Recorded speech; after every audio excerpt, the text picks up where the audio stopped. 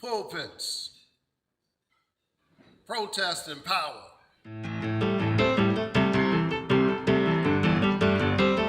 Adversity is not the time to abandon the heritage and the values that got us thus far. March on.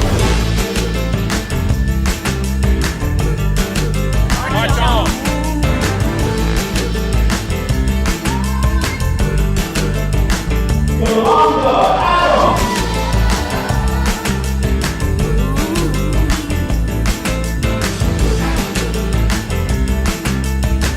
When Black women come into the room, we bring everybody with us.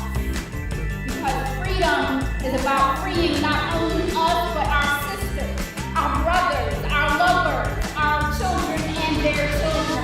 Thank you, March on Washington Film Festival, for telling stories, because stories transform us.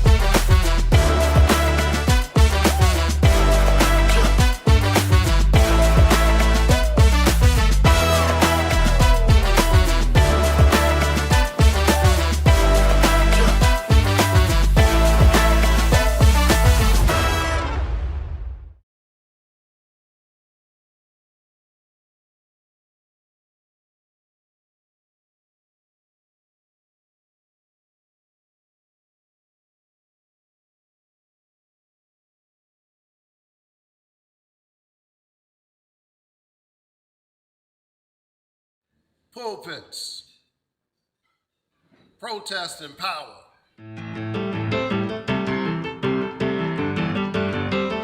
Adversity is not the time to abandon the heritage and the values that got us thus far.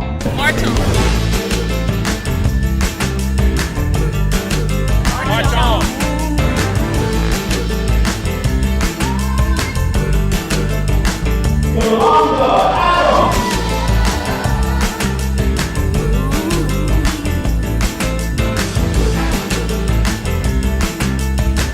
When Black women come into the room, we bring everybody with us. Because freedom is about freeing not only us, but our sisters, our brothers, our lovers, our children, and their children.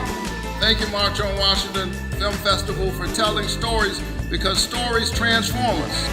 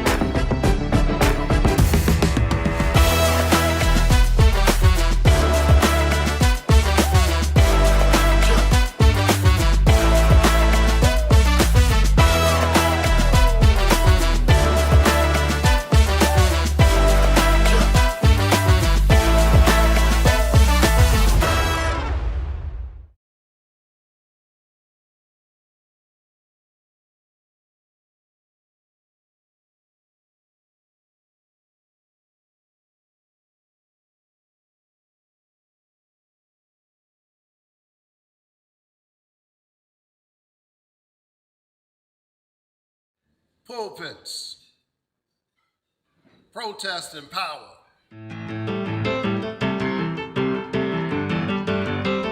Adversity not the time to abandon the heritage and the values that got us thus far.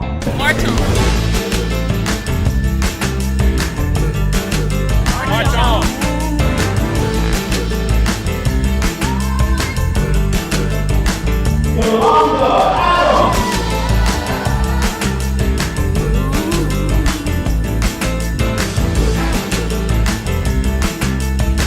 When black women come into the room, we bring everybody with us.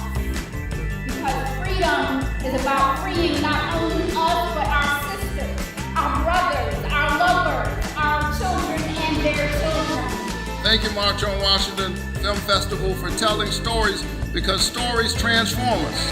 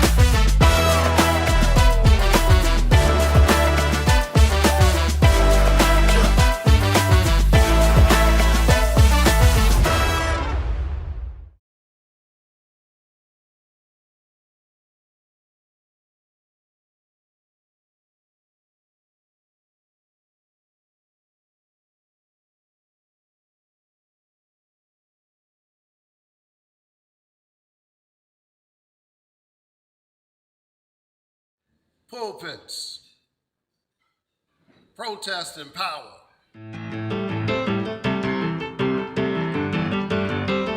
Adversity is not the time to abandon the heritage and the values that got us thus far.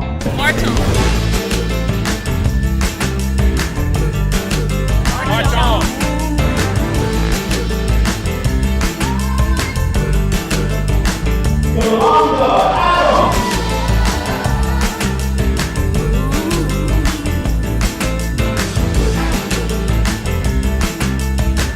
When black women come into the room, we bring everybody with us. Because freedom is about freeing not only us, but our sisters, our brothers, our lovers, our children, and their children. Thank you, March on Washington Film Festival, for telling stories, because stories transform us.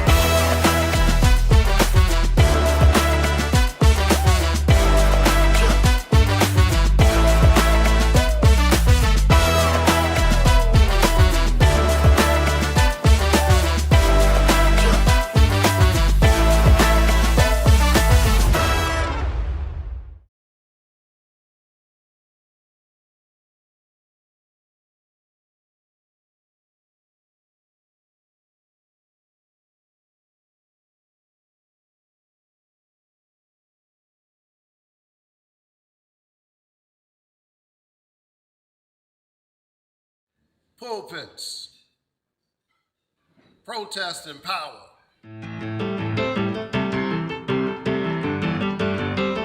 Adversity is not the time to abandon the heritage and the values that got us thus far. March on.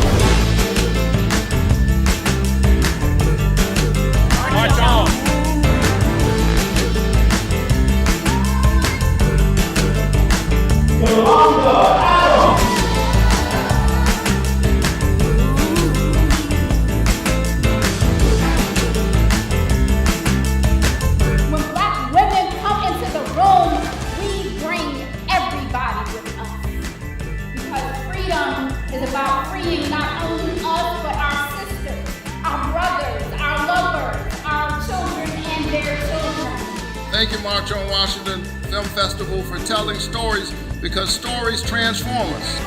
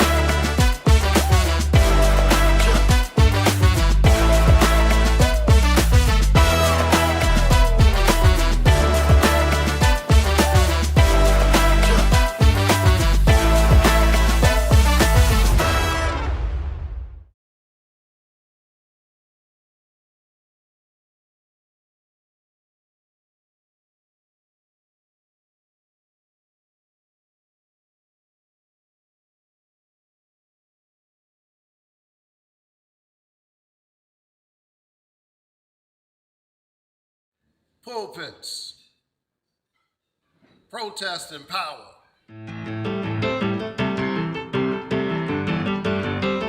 Adversity is not the time to abandon the heritage and the values that got us thus far.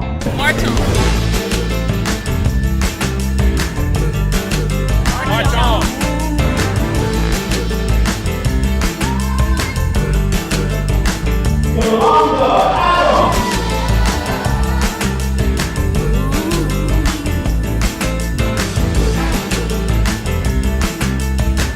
When black women come into the room, we bring everybody with us. Because freedom is about freeing not only us, but our sisters, our brothers, our lovers, our children, and their children. Thank you, March on Washington Film Festival, for telling stories because stories transform us.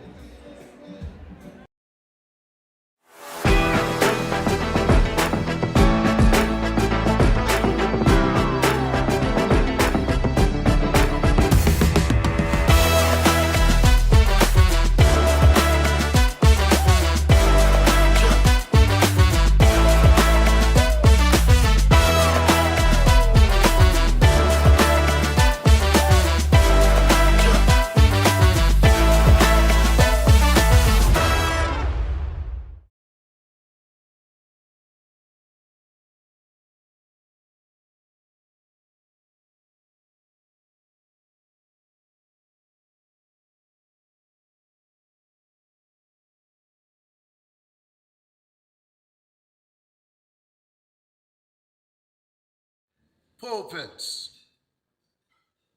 Protest and power.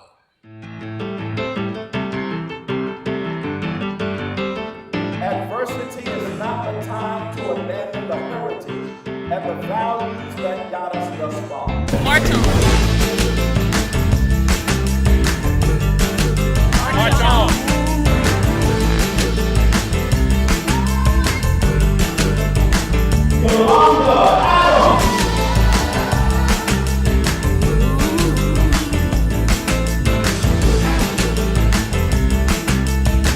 When black women come into the room, we bring everybody with us.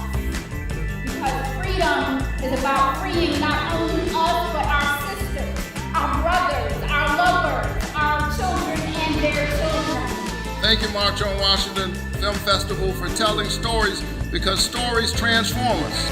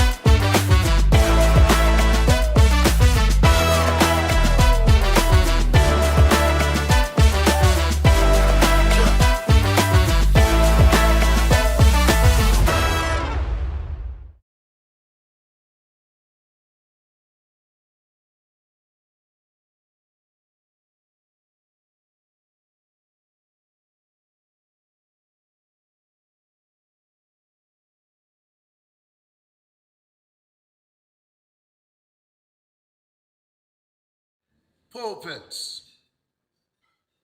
Protest and power.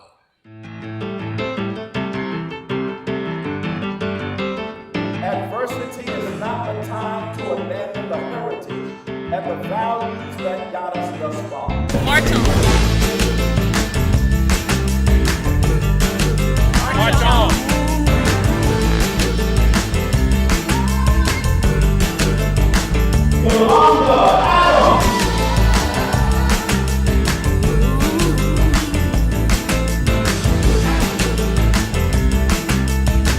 When black women come into the room, we bring everybody with us. Because freedom is about freeing not only us, but our sisters, our brothers, our lovers, our children, and their children. Thank you, March on Washington Film Festival, for telling stories, because stories transform us.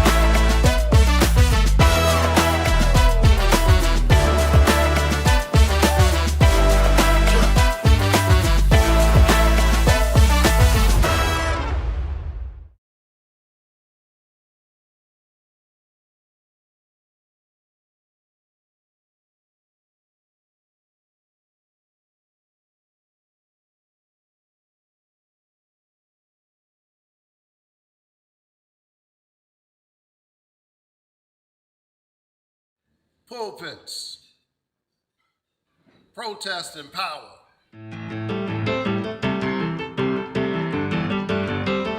Adversity and the values that got us thus far. March on. March on.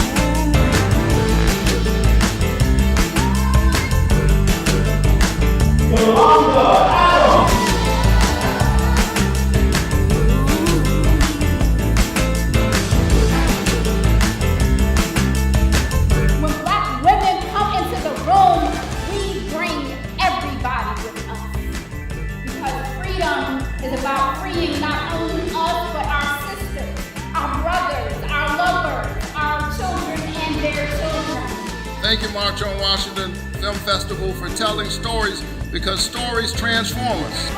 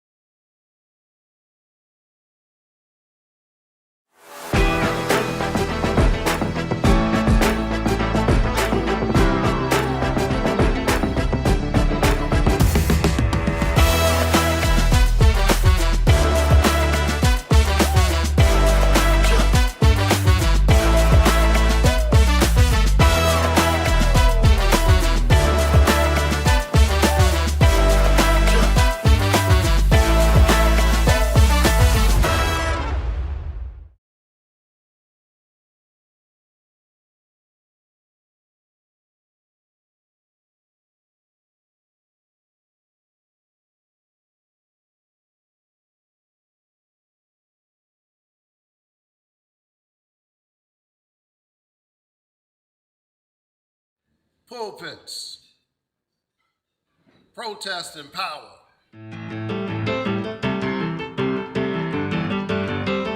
Adversity is not the time to abandon the heritage and the values that got us thus far. March on. March on.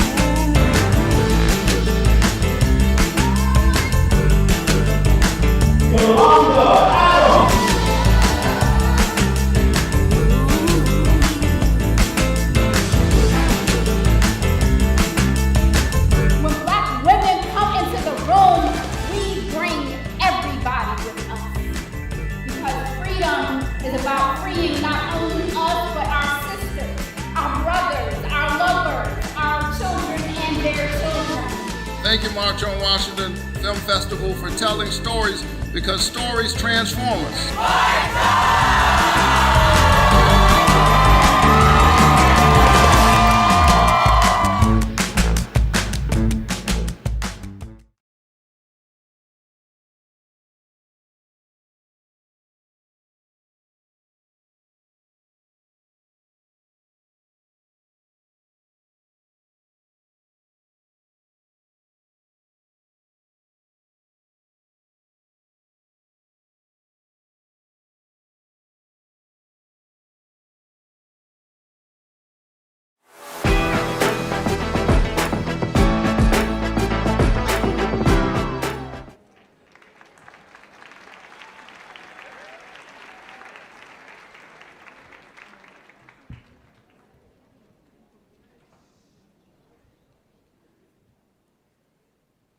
Welcome, one and all. The Apollo Theater and WNYC, in collaboration with the March on Washington Film Festival, proudly present MLK, the Inconvenient King. I'm Michael Hill.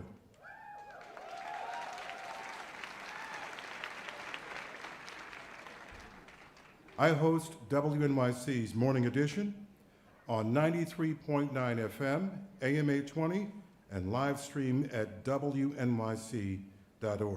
Thank you for making WNYC #1 in morning drive in New York. I'm also your master of ceremony for today's program. Throughout today's event, please share your experiences and insight with the official event hashtag. That's hashtag the Inconvenient King. Please welcome to the stage the Apollo Theater's Chief Marketing and Communications Officer, Fatima Jones.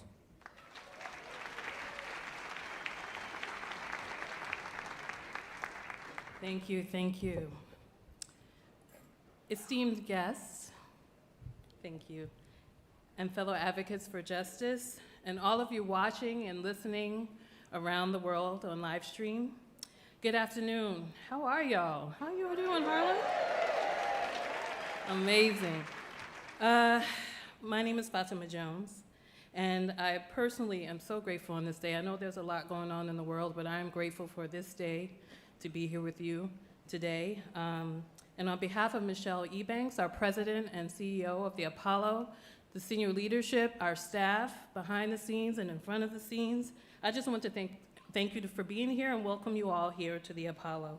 I stand before you with a profound sense of honor and gratitude as we gather to celebrate the incomparable Dr. Martin Luther King Jr., a pillar of inspiration and change. Growing up, I learned that when the physical passes on, that the spiritual self can often still be felt. I'm not sure if y'all know about that as well. Okay, all right, we're at the Apollo, you can speak back. This lesson is something I grapple with every day when I come in and out of the historic theater, because on January 26th, this building, the Apollo I should say, because the building is actually a little bit older, turns 90, all right? Yeah. So that's 90 years of laughing, of clapping, of singing, of crying, of booing. 90 years of boos in here, 90 years of gatherings. See, before Dr. King did his famous speech, I Have a Dream, a group of civil rights activists were meeting all over Harlem, including right here at the Apollo. There was office right here at the Apollo. And those freedom organizers met and gathered. And the Apollo also supported the Salute to Freedom concert in 1963 in Birmingham, Alabama on August 5th, which raised funds for the March on Washington. The lineup included names, I only have to use their first names, Ella, Nina, Ray, James, Dick, and many others. And the entire Apollo Theater Orchestra traveled from Harlem to be the backup band for that concert. And did you know that one of the largest fundraisers for the March on Washington happened right here on the stage? It was a 4-hour post-midnight, like after midnight show, which raised over $30,000 just 4 days before the march began. I'm sure that was crucial funds that was needed. So I'm sharing these anecdotes to remind us all of our interconnected history and why even in 2024, the Apollo remains the place where culture takes shape. From the melodies of jazz to the beats of hip hop, the Apollo has been a beacon of creativity and a sanctuary for those who dare to dream. Today, as we commemorate Dr. King, let us reflect on the strides we've made, but also recognize the challenges ahead of us. Dr. King's dream and his work are not a relic of the past. It's a call to action for the present and the future. In the spirit of Dr. King's vision, let us recommit ourselves to the principles of justice, equality, and unity. Together, we can continue to march towards a world where everyone has a fair chance to stand in the spotlight of their dreams. Thank you. Thank you. I would be remiss if I did not mention the spirit of gathering, that the Apollo is expanding. I welcome all of you to our new spaces, just steps away at the Victoria on the 3rd floor. We'll have 2 new theaters.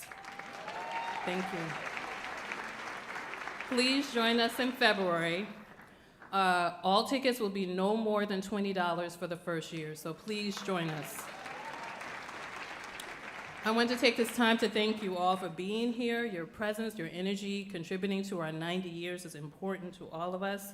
Our partners at WNYC, including Ms. Brenda Williams-Butts, and yes, give it up for Brenda, and our collaborators at the March on Washington Film Festival.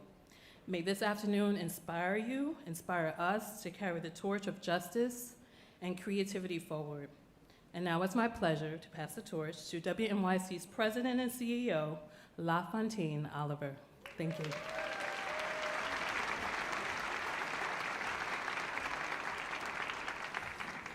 Thank you, Fatima.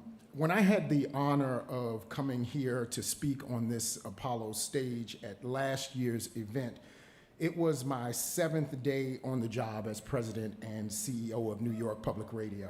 Yes. Now, that is by no means the reason I've come to think of this as one of our most special events at WNYC, but it does give me a great joy to know that every year, as I reflect on another anniversary in this thrilling and humbling role, that I'll be called to reflect on the legacy of servant leadership that Dr. King laid out for me and all justice-seeking people in the world. I've been thinking a lot about the title of this year's event, The Inconvenient King. To be inconvenient is to be a thorn in the side of somebody, or sometimes the body politic. To be inconvenient is to slow things down, to be a nuisance, to get in the way. And if I'm being honest, in a lot of ways, what we do at WNYC is pretty inconvenient. Uncovering corruption, shining a light on racism and inequity, that's all pretty inconvenient to the folks whose feet are being held to the fire. The type of rigorous, fact-based journalism that we do is pretty inconvenient to us. It takes time, it takes care and resources and dedication that pundits and spin doctors, they don't put in. And as we all know, hearing the truth, or hearing the truth in the opinion of others, well, that can be inconvenient as well, especially when it calls us to action. Because of course, it would be easier, a lot simpler, a lot less trouble to simply stay the course or stay on the couch or to stay silent.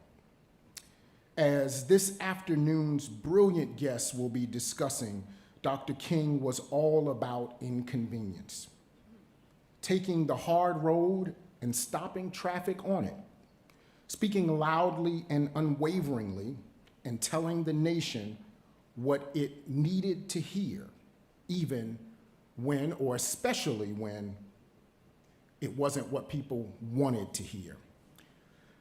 In a lesser-known speech that Dr. King gave in 1967, he said, "No matter where it leads, no matter what abuses it may bring, I'm going to tell the truth." In a time of misinformation, disinformation, and so many great challenges, we need that clear-eyed determination more than ever. Yes. So it gives me great pride to lead an organization that shares this commitment and to honor this partnership once again with the Apollo, the March on Washington Film Festival, and so many great truth tellers on today's event. I want to give a special shout out to Michael Hill, host of WNYC's Morning Edition. Yes, Brian Lair, host of the Brian Lair Show. Kai Wright, host of Notes from America, as well as an upcoming podcast you'll be hearing more about today. And Terrence McKnight, host on Classical WQXR and mastermind behind Every Voice with Terrence McKnight, a podcast about marginalized figures in the history of classical music. I'm delighted to welcome all of our WNYC and WQXR fans in the house tonight. You all look wonderful. If this is your first time here, we want to see your face in the place again. Lean over and tell somebody we want to see you back here next year. And to all of those who don't yet turn to us on the dial on 93.9 and 105.9, I encourage you to check us out. The types of conversations and performances that you will hear today are exactly the type that we are doing more to lift up on our airwaves each and every day. And now it is my pleasure to hand things over to Isis Arabay, Artistic Director of the March on Washington Film Festival. Thank you.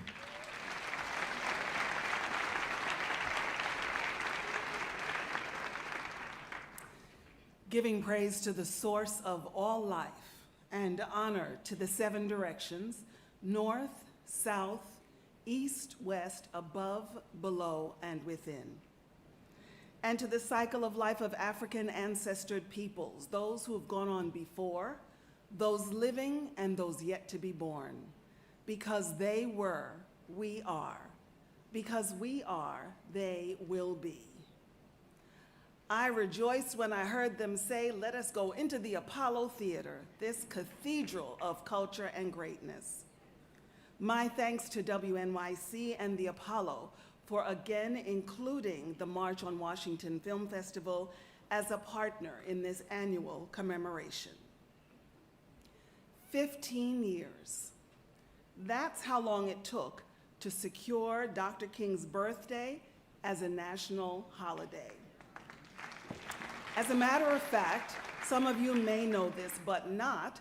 Do you know the song we all sing now when it's somebody's birthday? Happy birthday to ya. Happy birthday to you. What's next? Happy birthday. So Stevie Wonder wrote that in 1980 to help push the movement for this national holiday, which happened in 1983. That was 4 decades ago, but since then, Dr. King's legacy has moved into mythic sainthood.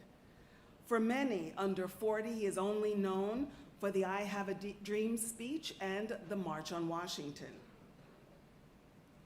King was a highly gifted and complex being, a child prodigy thrust into national leadership during the Montgomery bus boycott at age 26.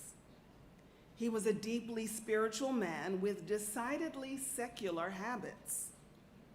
Courageous in his outward demeanor, he battled depression. He fostered a uniquely strong partnership with his wife Coretta, as he also cheated on her. Intrigued by the work of Mohandas Gandhi of India, he considered the philosophy of nonviolence as the best strategy to combat American racism. But when renowned organizer Bayard Rustin first met King, he still had several guns in his house. Dr. King got it from all sides throughout his short but explosive 13-year career.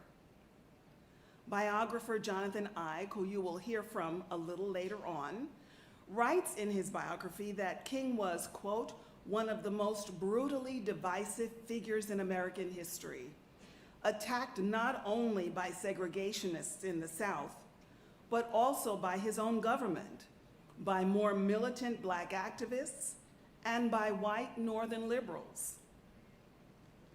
A minister himself, the way King stretched Christian faith to include a responsibility to change society created enemies among other church leaders. His negotiations with Presidents Kennedy and Johnson, his very public stances on issues like Black power, class poverty, the Vietnam War, and respectability politics were deemed too militant for some, not militant enough for others. He was sometimes woke, and to others, sometimes weak.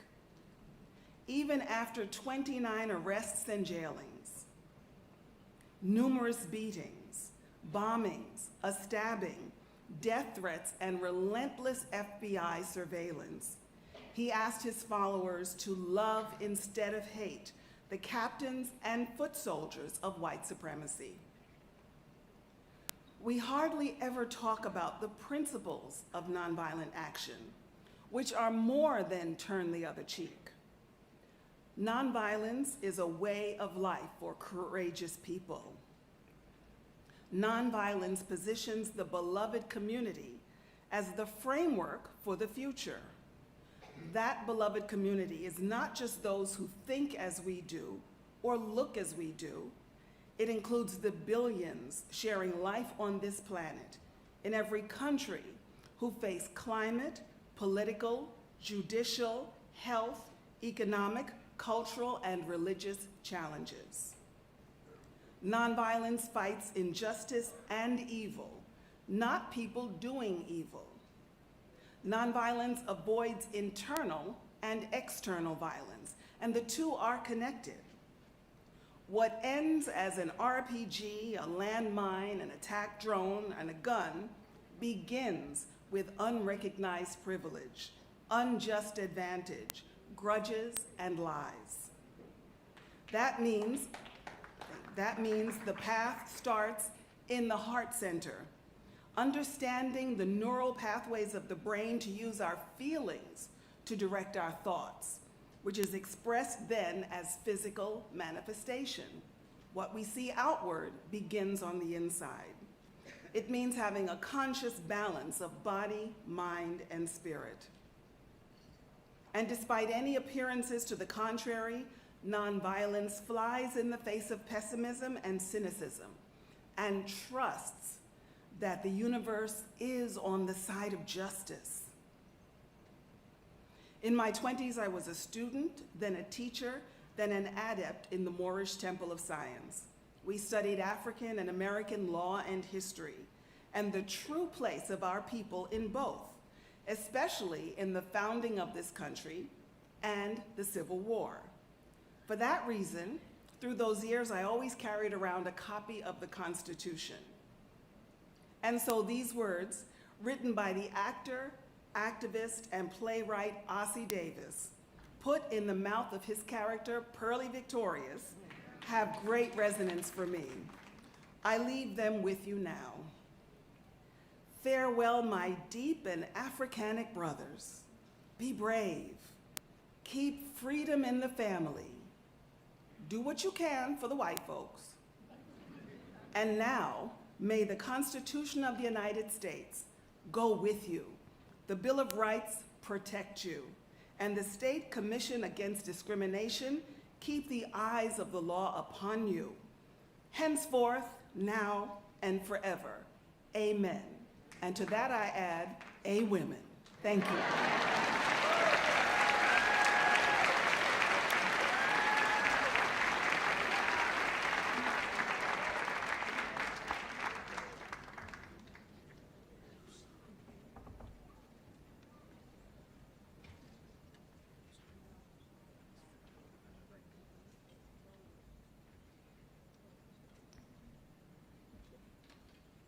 Performing her original poem, Save Your Flowers, here is Mumu Fresh.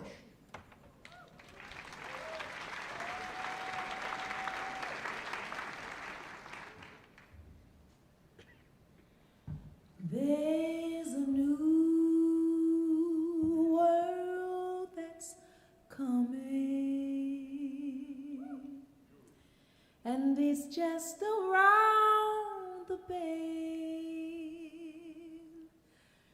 There's a new world that's coming. This one is coming to an end, and it's growing stronger with each day that passes by.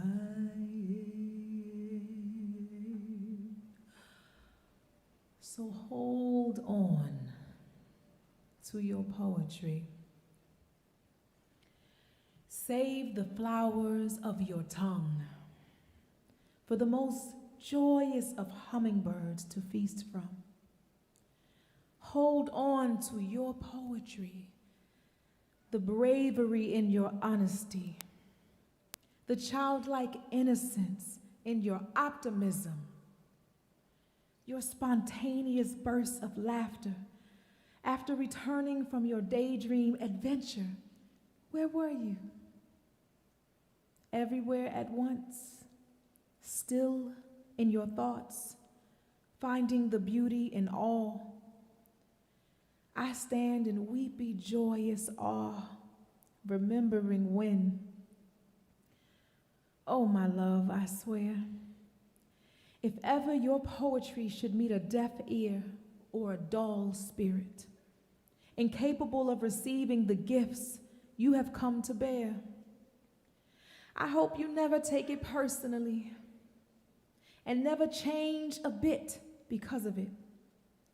I pray it never stains or impedes your relentless smile or your open heart.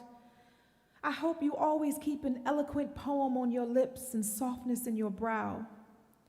I pray you safeguard your goosebumps and butterflies, and you love courageously without the need to lie or hide. Keep your heart's color palettes broad and playful, introspective and intensely intimate, ever changing, forever growing, but never abandoning you, the real you. And if you must struggle, may your struggles be benevolently beautiful and textured tapestries, relentless resilience, oh beloved one, until the end of time. Hold on to your poetry. Preserve the flowers of your tongue so that you may speak a new world into existence for the indigo children yet to come. There's a new world that's coming, yeah, and it's just around the bend. There's a new world that's coming. This one is coming to an end, and it's growing stronger with each day that passes by.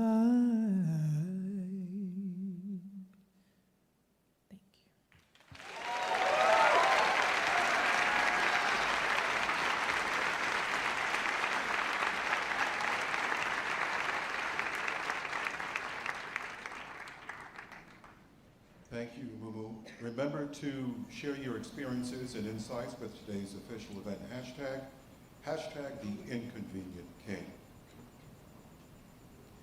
Now you're a host for MLK, the Inconvenient King, Brooklynite, host and managing editor of Notes from America, the WNYC live Sunday night call-in show and podcast, Wright. Hello, Apollo. Let me do this business first.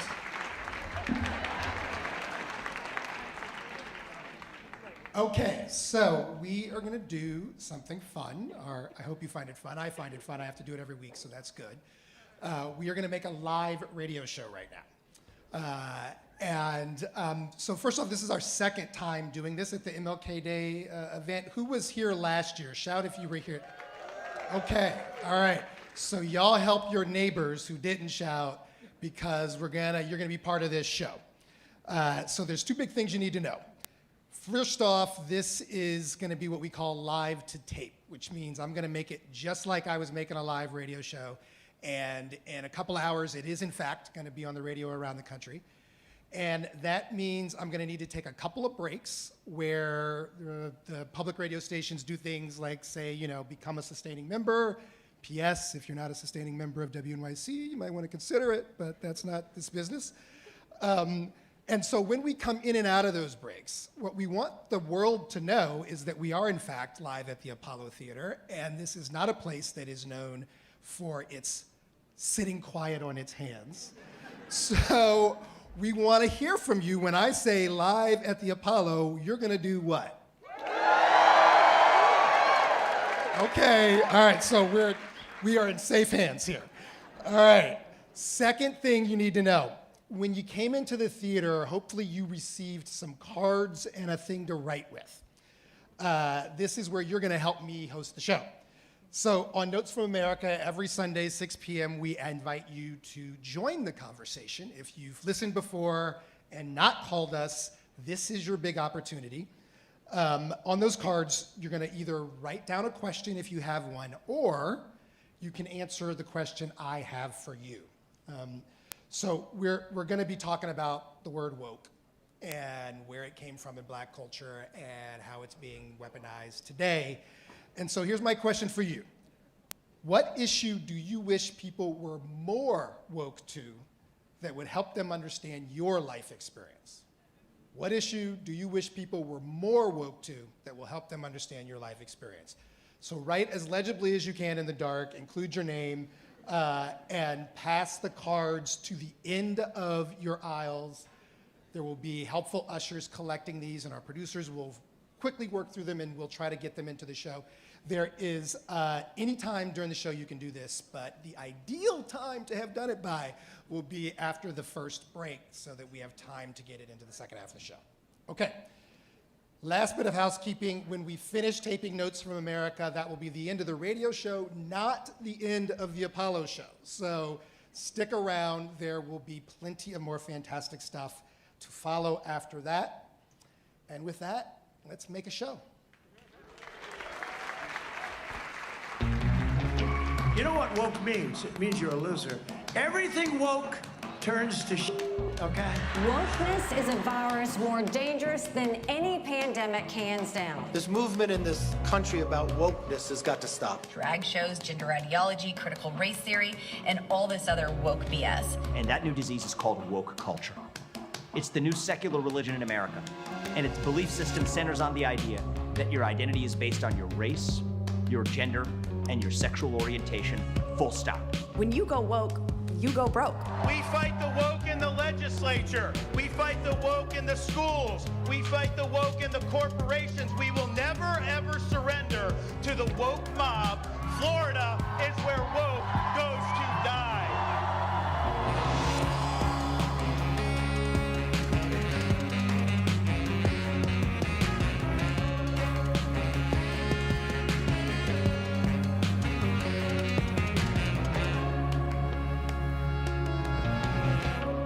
It's Notes from America. I'm Kai Wright, coming to you from the stage of the world-famous Apollo Theater in Harlem, New York.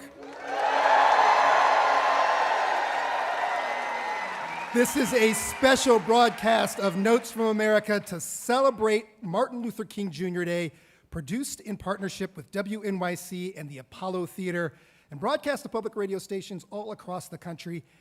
And you know what? Is anybody here in this crowd woke? Well, we're going to talk in this show about what that word really means. It's a funny moment in our political culture, one in which simply being aware, being awake to the world around you, that's a dire threat to some people. But honestly, it's not all that new, and nobody can tell you that better than the person who coined the phrase, stay woke. Huddie Ledbetter, better known as Leadbelly, was a pioneering folk musician in the early 20th century. He lived a challenging life. He spent his early years in Louisiana and Texas, mainly sharecropping and singing, and finding his way through some of the most violently racist years in American history. He may have been a violent man himself. He served a couple prison sentences before he began recording songs in the 30s. But his impact on the culture is undeniable. He found and wrote many folk songs that would become part of the American songbook, as it were, and he loved to engage the conversation. He even had a show on WNYC for about a year. In 1938, Leadbelly wrote a song about the Scottsboro Boys, 9 black teenage boys falsely accused of sexually assaulting 2 white women on a freight train in Alabama. The boys spent a collective 100 years in prison as their cases were tried and became the catalyst for one of the catalysts, at least, for the civil rights movement. And Leadbelly, he connected with their story, and he wrote this song. Now, he's a gravelly-mouthed Southern man, and the words can be hard to make out, but here's a little bit of it.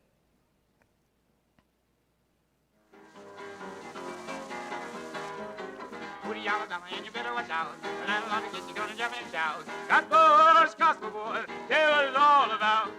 I'm gonna tell all the colored people, even in Harlem swing. Don't you never go to Alabama to try to sing. Go to Alabama and you better watch out. The landlord gets you gonna jump and shout. Scottsboro Boys, tell what it's all about. Go to Alabama and you better watch out. I'm going to tell all the colored people living in Harlem swing, don't you ever go to Alabama, just try to sing. We'll hear a special performance of that whole song in a bit, but first let's learn more about Leadbelly and the context in which he first told black people, stay woke. I'm joined by his great nephew, Alvin Singh. He's the lead archivist. Yeah, let's hear it for Alvin. He's the lead archivist for Lead Belly's estate, and he's made a documentary about his life. It's called Lead Belly, the Man Who Invented Rock and Roll. Alvin, welcome to Notes from America. Welcome. It's an honor to be here. How you doing? So, Lead Belly was your great uncle. Yep. When did you become aware of him and your relation to him? My first actually awareness of him was around the age of 11 or 12, and it was a huge certificate in my grandmother's house. And I asked her, when did Granddad go to college? And she said, that's not a college certificate, it's a prison pardon. And I said, well, when did Granddad go to prison? And then that's when the story is to her uncle as well, my great uncle. And that's like 3 years later, he was on a U.S. postal stamp. Wow. So that's my connection with Lead Belly, yeah. And before he ever started recording songs, as we said, I mean, he was basically an itinerant farmer, traveling around, singing, performing in between farming. What was his early life like? He was born in Shreveport, Louisiana, so it was sharecropping, but he started early as a musical musician. So he would travel throughout Dallas, Texas, and Texarkana area with Blind Lemon Jefferson. And back then they would do something called hoboing, which would jump on trains and play music and go to the next town. Yeah. So he started from that background. And he landed in prison a couple times for fights that got near deadly. Yeah, actually, remind you, this is Jim Crow America, so this is in the early 30s and 40s of fair trials, mistrials, and all of that took place. The way my grandmother told the story, and I shared it in the documentary, is this was a time where, you didn't have a DJ and you didn't have things like that. So him as the kind of disc jockey for the party, there was jealousy that was there, and those fights did break out. So he ended up in Sugarland Prison, which is in Texas, and he wrote a song on the spot for the governor of Texas and said, if I had you like you had me, I'll wake up in the morning and set you free. And this was a governor who ran his whole election saying that he would never set pardon on anybody. And sure enough, in 25, he did do the pardon. Sang himself out of prison for the first Twice, time. Actually, yeah. Twice. So being in prison was an important part of his story, too, because it was there where he found and wrote a lot of the folk songs that would become... Yeah, so there was a father and son team, the Lomaxes, John and Alan Lomax, who worked for the Library of Congress and Smithsonian to a lot of these recordings of folk songs in America. So what Lead Belly would do is travel throughout the prisons and started off of what kind of songs that they were looking for. And so it ended up being 500-some repertoire songs. Wow, 500-something songs. Yeah. And he was inducted in the Rock and Roll Hall of Fame in 1988, which means he's one of the first people inducted. Yeah, that was the first class. A lot of famous musicians inspired him. You've interviewed some of them. How would you summarize his musical legacy? Oh, we don't have enough time for that, but... Give it a shot. Yeah, it was... So we did the documentary over a span of 15 years, and I started it with my grandmother's address book. And who were the people on it? Odetta, Harry Belafonte, Pete Seeger, Oscar Brand, these kind of people, Joan Baez, B.B. King. And they all had, just great words to say on how he inspired them, from whether it was, the blues connection or the rock and roll connection, but his music was authenticity, is what I would hear often a lot. And, for example, Pete Seeger expressed to me that, while him and Woody Guthrie would dress up as a common man with jeans and flannel shirts, Lead Belly showed up at Christmas and children's parties with a tuxedo. That's so right. He took his, his performance very serious. That's right. So what he's less known for is, as I said, coining the phrase "stay woke," and that story starts with his 1938 song called "Scottsboro Boys." And as I said, these are 9 teenage boys, falsely accused of raping 2 white women in Alabama. What was Lead Belly's relationship to them? Quickly, he met them, right? Yeah, in the song, he actually mentions that he met the lawyer and 4 of the boys. So 4 of them were released and 5 of them were convicted and ended up doing time. Yeah. He met the 4 of them when they came to New York. And that inspired him. And in his recording of the Scottsboro Boys song, he speaks with an interviewer at the end, and this is where he uses the phrase, and for what we believe is the first time. This is an old record, it's hard to make out, but I still want you to hear his voice. So I made this little song about down there. So I advise everybody to be a little careful when they go along through that, but stay woke, keep their eyes open. So again, hard to hear, but he says, stay woke, keep your eyes open. That's right. What do you think he meant by it in that time, Alvin? Wow, I think it was similar. I used the reference of analogy of like the Green Book, right? So the Green Book was something that if you were traveling in the South, what hotels to stay, which restaurants to go to, which places to go to. So, and his reference from what I'm hearing it is a warning. It's kind of a warning, and he does mention Harlem a lot in that song. He does. So he's telling, and that to me represented the youth, not so much of New York City, but maybe the youth. And as we know, so if he said that in 1948, 1955 was the Emmett Till case. Right. And so, and he was a Chicago boy as a 14-year-old, and similar cases. And so I believe in his perspective it was a warning, and it was also for you to stay aware of causes wherever you are. You know, wherever, if you don't have a cause, then you got to fight for something, you know. Alvin Singh, thanks for introducing us to your great uncle and his work. We need to take a break. That's right. Thank you, Alvin.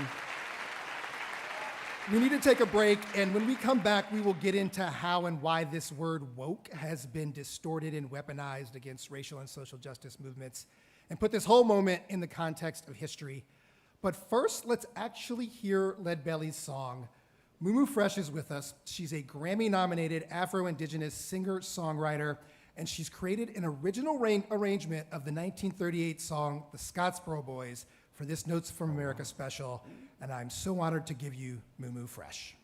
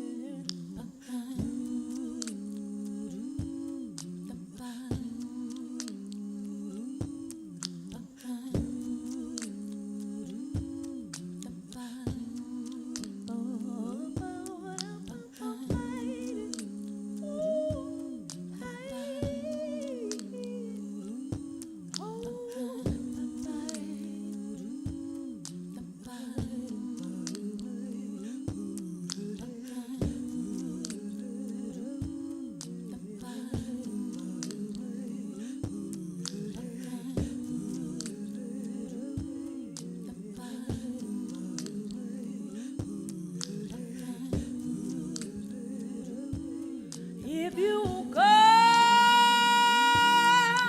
to Alabama,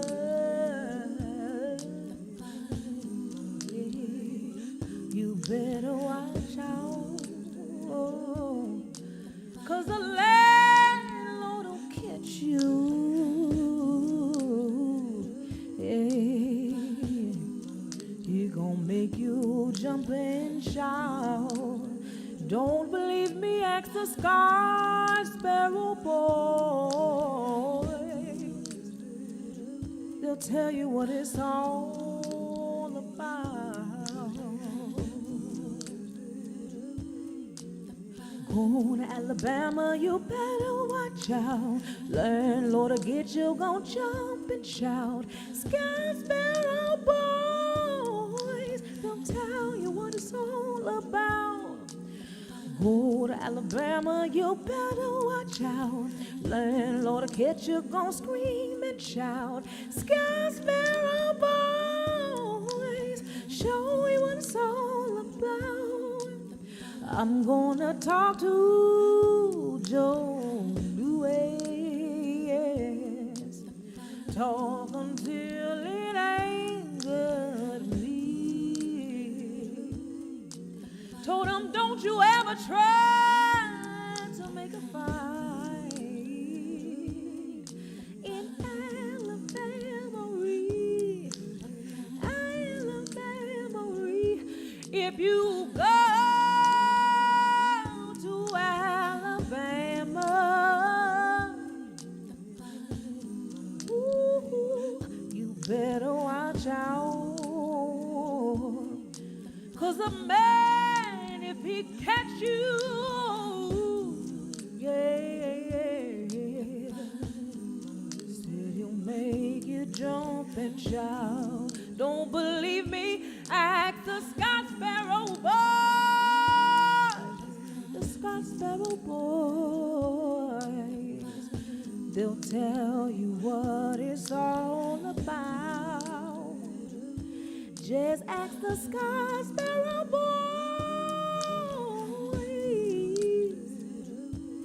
and they'll tell you what it's about, yeah.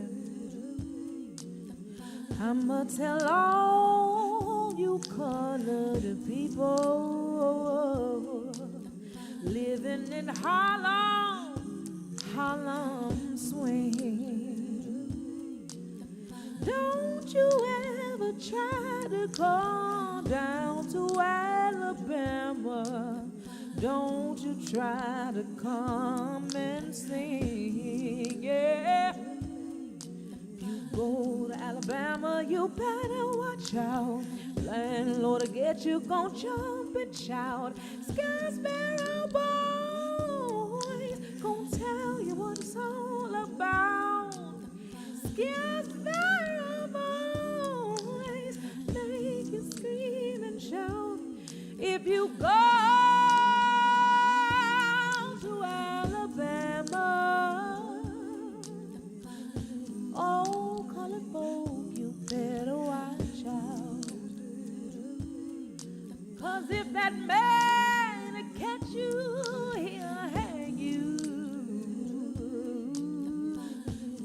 He gon' make you jump and shout. Don't believe me? Ask the Scottsboro Boys.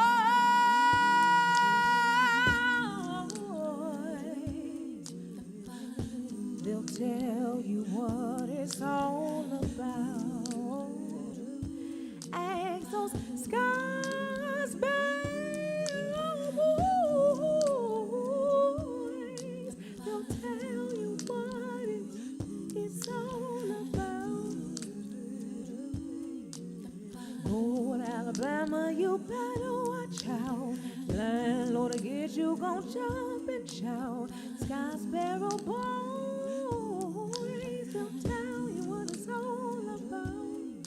The Scottsboro Boys gonna tell you what it's all about.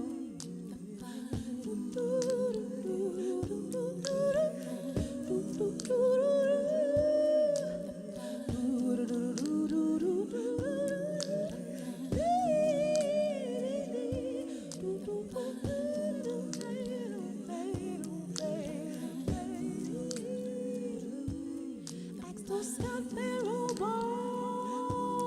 Boys, they'll tell you what it's all about.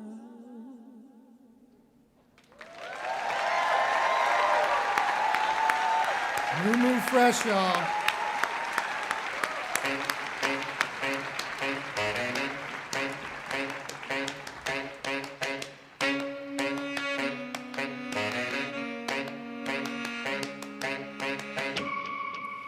Welcome back. I'm Kai Wright, and this is a special broadcast of Notes from America celebrating Martin Luther King Jr. Day at the world-famous Apollo Theater in Harlem, New York. What's up, Apollo?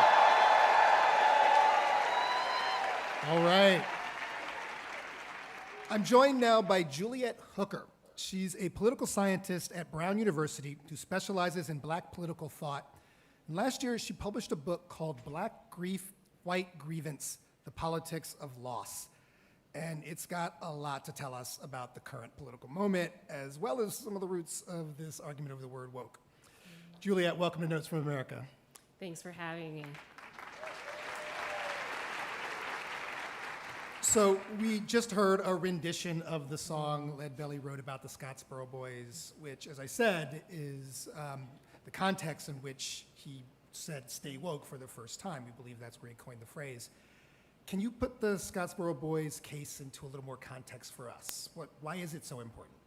So as you mentioned earlier, of course, it went through many trials and retrials. And one of the things that it did was that it ended up enshrining a lot of rights for criminal defendants, especially black defendants, because it led to the outlawing of de facto exclusion of African Americans from juries, which was happening in Alabama at the time because they were based on voter rolls. And as we know, African Americans were disenfranchised after Reconstruction. It was also something that galvanized African American communities in the South, and people formed local committees to help defend the Scottsboro Boys. And Rosa Parks, for example, gets her first foray into activism working on the defense of the Scottsboro Boys. It's this catalyst event in so many ways that I think a lot of people don't know about, right? I mean, how much do you think people are aware of these boys' case?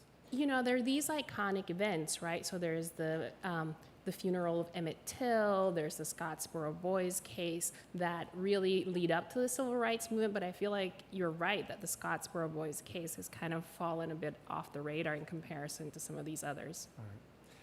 In one of Dr. King's last published works, it's called Where Do We Go From Here, Chaos or Community, he kind of grapples with the state of the civil rights movement and his aftermath.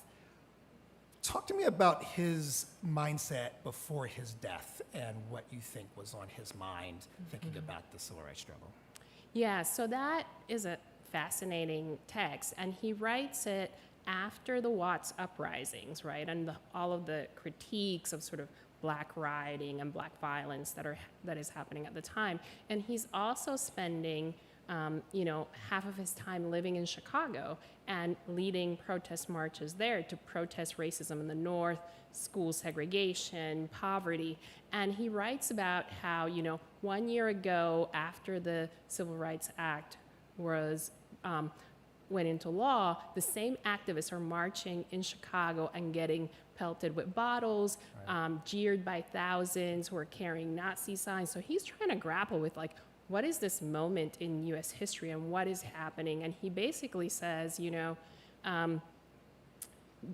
there is a narrative that's forming that the Watts uprisings are leading to racist backlash. But he's like, no, the backlash started before. It started as soon as people saw that there was going to be black advancement, and then there's white resistance. Right.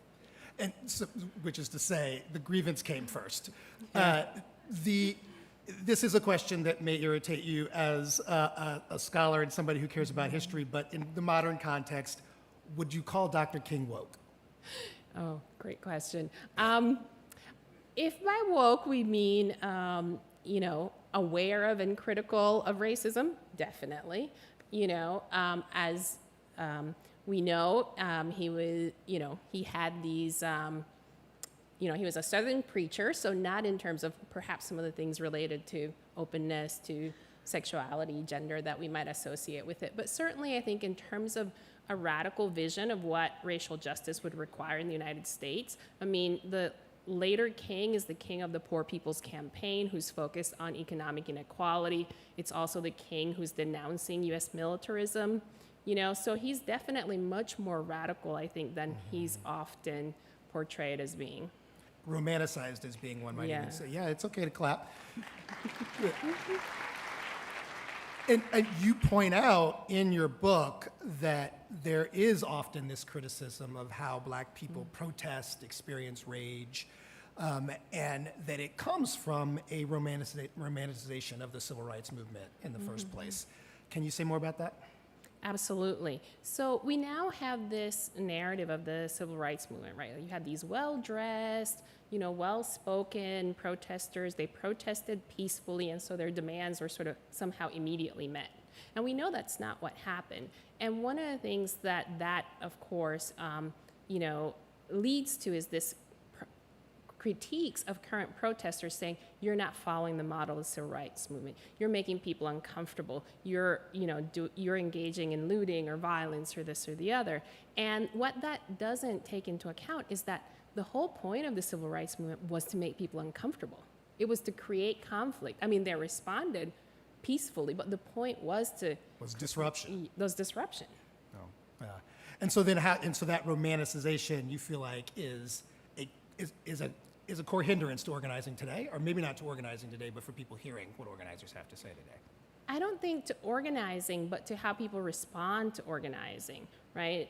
In the sense that people are often critical of contemporary activists saying, you're not following the model of the civil rights movement. But then that doesn't take into account the fact that even when people protest peacefully, that doesn't mean that their protests are taken, are somehow responded to correctly. So if you think about athletes kneeling, the most peaceful protest you can make, and people were still on a knee. Yeah, and people were still super critical of those. Your book argues that there's these two big forces that divide politics in the United States today, black grief and white grievance. So just to lay it out, let's talk about those two buckets first. Let's start with black grief. So by black grief, I mean the way in which black people have suffered losses continually over the course of U.S. history. And they've had to respond to those losses often by mobilizing to gain justice for their loved ones who were killed by violence. And so this has meant that there's this tradition in black politics of grief, death being this catalyst for activism, right? If you think about the funeral of Emmett Till, if you think about the movement for Black Lives, right? It was these moments of outpouring of grief and anger that people then channel into politics in order to try to create change. Right. And then for the white grievance part of it. So white grievance, I think of as a form of anticipatory loss, right? So there's the other side of black people facing disproportionate loss is that white people have not, as a group, had to face as much. And so they often respond to gains by other groups by feeling displaced. So if you think about the response, some people agree with that sentiment, of all lives matter as a response to Black Lives Matter, right? That's because, this isn't about me. And so this sense of displacement, of being displaced by other people seeking to, have their rights upheld, I think is what leads people to see themselves as victims and mobilize in terms of these rhetorics of resentment, grievance. And you opened the book talking about January 6th. Yes. As a kind of classic example of these two things, black grief and white grievance playing out. Just kind of spell out how you see these two things on that day. Well, I mean, one thing that many people pointed to on that day is the kid glove treatment that was accorded to the January 6th insurrectionists in comparison to how Black Lives Matter protesters had been treated in Washington, D.C., right? And we see this now with people trying to whitewash what happened. I mean, an actual insurrection and calling it, people were just being tourists visiting the Capitol, right? And on the other hand, there are also people who will say things like, Black Lives Matter protests are about looting, they're about violence. It doesn't matter what happened in the protest. There's this assumption that, there's something illegitimate about trying to get justice for black people. We typically take calls as part of our show. We've asked our audience here at the Apollo to submit questions instead of our callers. And Julius here asks a two-part question, but one I want to ask you about, is it possible to be too woke, too consumed and paranoid? And as a student of Black political thought, I do wonder this question. I mean, you've studied the Marcus Garvey movement, you've studied some of the, taking that question seriously, is there a place where it becomes a problem for a racial justice or a social justice movement? So that's an interesting question. I think one thing that I would say is, it depends on what we're talking about. So if you mean, in terms of the personal consequences of feeling like you're always aware of, of the ways in which you're experiencing racism, sexism, all these things. Part of the problem is you can't really turn that off, right? And some people do respond by saying, I'm just going to try to block it out, and then they realize, no, I can't, because you suffer some incidents of racism or sexism. I think as a movement, if we're talking in terms of movements, I think often for movements, it's used to say you're trying to go too far too fast. But MLK used to say, right, racial justice is always untimely. There's never a right time to be trying to fight for your rights. It is always an inconvenient thing to think about justice. I also gather you're saying that you want to move us out of this binary, Black grief, white grievance, that both of them are narrowing of the imagination. What do you mean about that? So I think on the white grievance side of it, I think that there is the sense that it leads to a kind of zero-sum thinking, right? So not all white people, but some white people feel like if other groups are gaining rights, that's taking something away from them.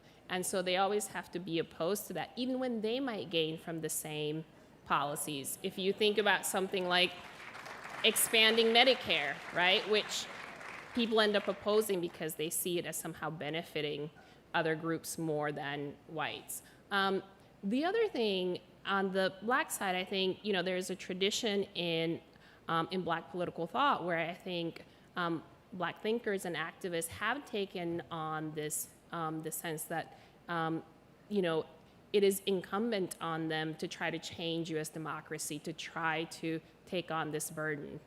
So Mamie Mobley, right, for example, talked about after the death of her son, about feeling called by God to become an activist. And it was heroic what she did, and we can celebrate the heroism of people who take on these roles while also thinking about the cost of that activism. You think about somebody like Erica Gardner, who ends up dying young of a heart attack after taking on this role of activist after the death of her father. And we can also ask, what obligations do we have towards people who are grieving, whom we are asking to become activists? I want to turn to the current battleground over wokeness, which is higher education. The most recent news is surrounding Claudine Gay, the former president of Harvard. She recently resigned her position following a congressional hearing about free speech on college campuses, but specifically surrounding the debate over Israel's bombardment of Gaza. And the details of her story are winding, and I think well trod at this point. We won't go back over them, but they include accusations that she was not tough enough on anti-Semitism and some attacks on her scholarship, which I think notably focuses on racial representation in positions of power. What does all of this moment around Claudine Gay tell you as someone who is sitting in higher education, studying racial justice? What does this tell you about the culture war in higher education right now? So it's extremely disappointing. I think what we're seeing is people really weaponizing these concerns about anti-Semitism and about plagiarism, but it's not really about that. And they're using it, I think, in order to really attack higher education. Higher education itself. Higher education itself, because it started with the public universities where a lot of states, right, were making all of these state legislatures were really trying to clamp down on what was happening in public education, and now they're going after private education. I think one of the reasons that's happening is because higher education teaches people critical thinking skills, and it teaches you accurate history. Did you see this coming? I mean, from inside academia, is this moment a surprise to to folks who do the kind of work you do, or? I don't think it's a surprise. I think we're in a moment where there is greater visibility of scholars of color on college campuses. I think that's seen as a threat by people who feel like particularly elite institutions should be dominated by white, straight men. I think it's also the case that we've seen these attacks on higher education for a while now, and they're really about, taking away the ability of people to really identify misinformation, to really respond to some of the wave of lies and misinformation that we're awash in right now. We have to go to break in a minute, but has it had a chilling effect, you think? I think so. I think people are very concerned about what they can say. I mean, people are saying very clearly that donors private institutions want to be able to have a same faculty hiring. They want to have a same promotion. I mean, this tells you, toe the line, or we're going to come after you. We need to take a break. This is a special edition of Notes from America. We're celebrating Martin Luther King Jr. Day at the historic Apollo Theater in Harlem, New York. I'm talking with Brown University political scientist Juliet Hooker, who is author of the book Black Grief, White Grievance, The Politics of Loss. And coming up, Grammy-nominated artist and activist Mumu Fresh takes the stage again. She's going to join the conversation and talk about how we do, in fact, stay woke. We are at a moment where the idea of staying woke, the idea of being woke, the idea of getting woke is necessary. It's necessary. Because the world would rather have us asleep. I can tell you what woke means. Please. It just means being aware, being in alignment with nature. Because if you're in alignment with that, you're aware of everything that's going on. There will come a time when black people wake up. Wake up! The world woke up. Finally, their eyes are open to what we already knew. Stay woke.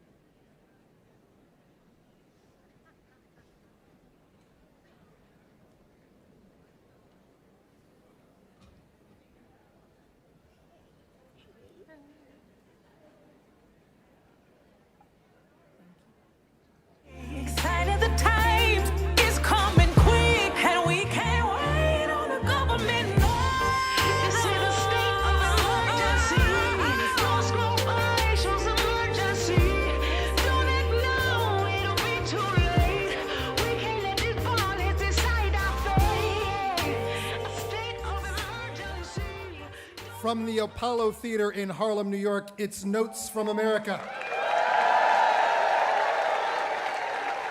I'm Kai Wright, and what we just heard is a bit of the song State of Emergency by Mumu Fresh, one of my guests for this special Martin Luther King Jr. Day broadcast. Harlem, one more time, say hello.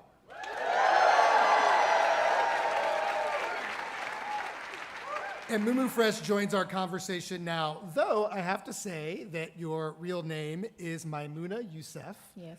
Mumu Fresh is your stage name. Right. And it's got a cool origin story. So will you share that with us? My stage name? Yeah.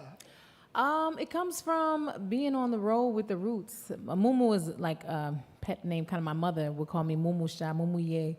And when I started touring with the Roots, maybe in like 2005, Rozelle had left and Scratch had left, and so I was, trying to fill in with my beatbox, my early beatbox skills. And I was beatboxing one day and just adding the ad lib and adding to the floor of what Black Thought was doing, and he just looked back and was like, Mumu Fresh, fresh, fresh. I was like, oh, I like that. That works. And it has a meaning in Nigeria, right?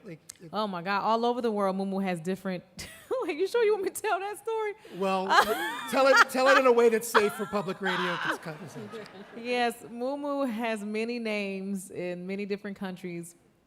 I've traveled. Everywhere I travel, people tell me it has a different name. And in Nigeria, it means the fool, right? Stupid. So I was like, well, I'm stupid fresh. I feel like it still works, Yeah, so many regions, many names. Indeed. So we just heard a bit of your song, State of Emergency. It's from 2023, and I have to point out some of the lyrics. You write, the world is waking up, no time for the politics, because we can't lose focus, feeling so hopeless. All that's been broken needs to be fixed. Sign of the times, it's coming quick, and we can't wait on the government. This is a state of emergency. Right. This is beautiful lyrics.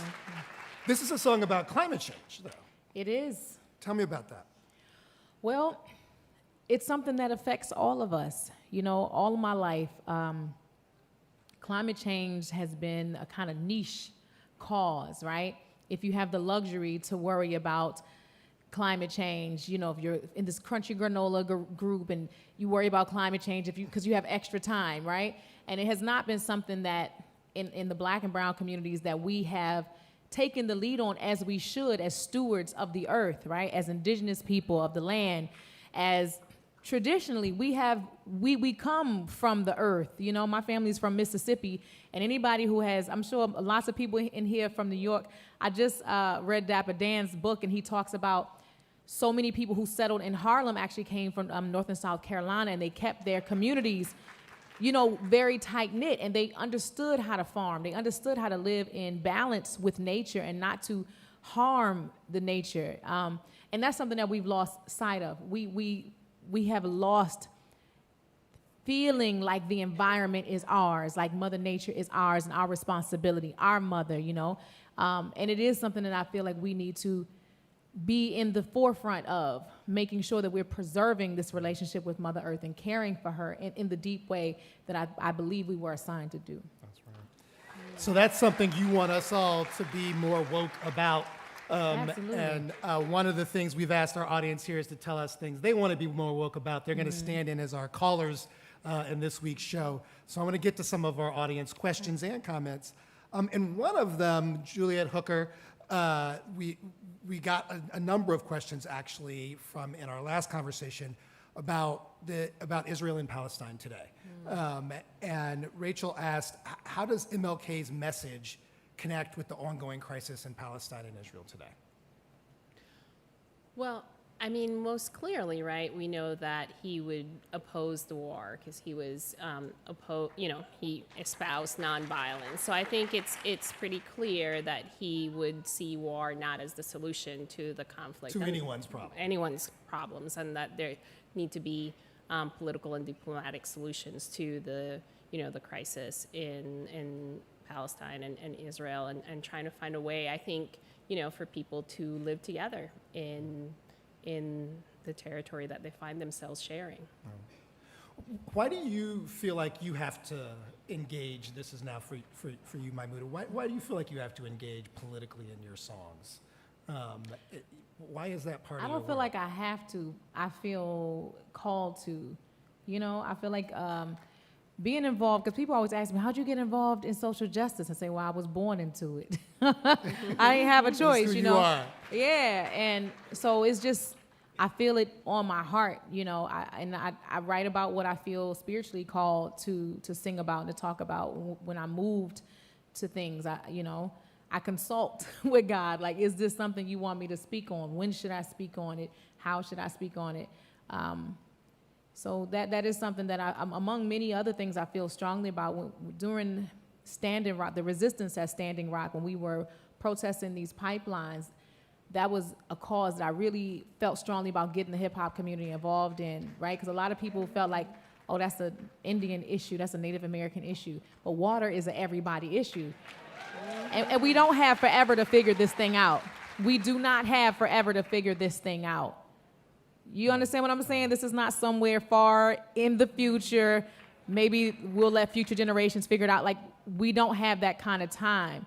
And so I wanted people to feel the urgency of it. And if the government isn't doing it, every last one of us can make a choice every single day to protect the environment, to stop using fossil fuels. All of us can make that choice, and we have the power to push this thing forward, even if the big companies don't want it. We have the ability to force their hand to save all of us. We've talked about the climate, we've talked about nonviolence and war. Here's a question from Lynn Lee that I think connects some of these ideas. I wish people were more aware of things happening in other countries and understood systems that work abroad, like healthcare. How do we get beyond American exceptionalism and learn from other communities and societies? That's big. That's big. So in our wokeness, how do we think globally? Do you want to take that, Juliet? So I think this is something that is a real problem in the U.S., that because of this narrative of American exceptionalism, everybody is so focused on what's happening here, as opposed to thinking, how can the U.S. learn from other places? And I think one way in which we can think about this is, there are all these things that are actually not going well in the United States that are wrong, and maybe we have something to learn from other people. Yeah. You want to add to it? Yeah, absolutely. I feel like we need to travel more.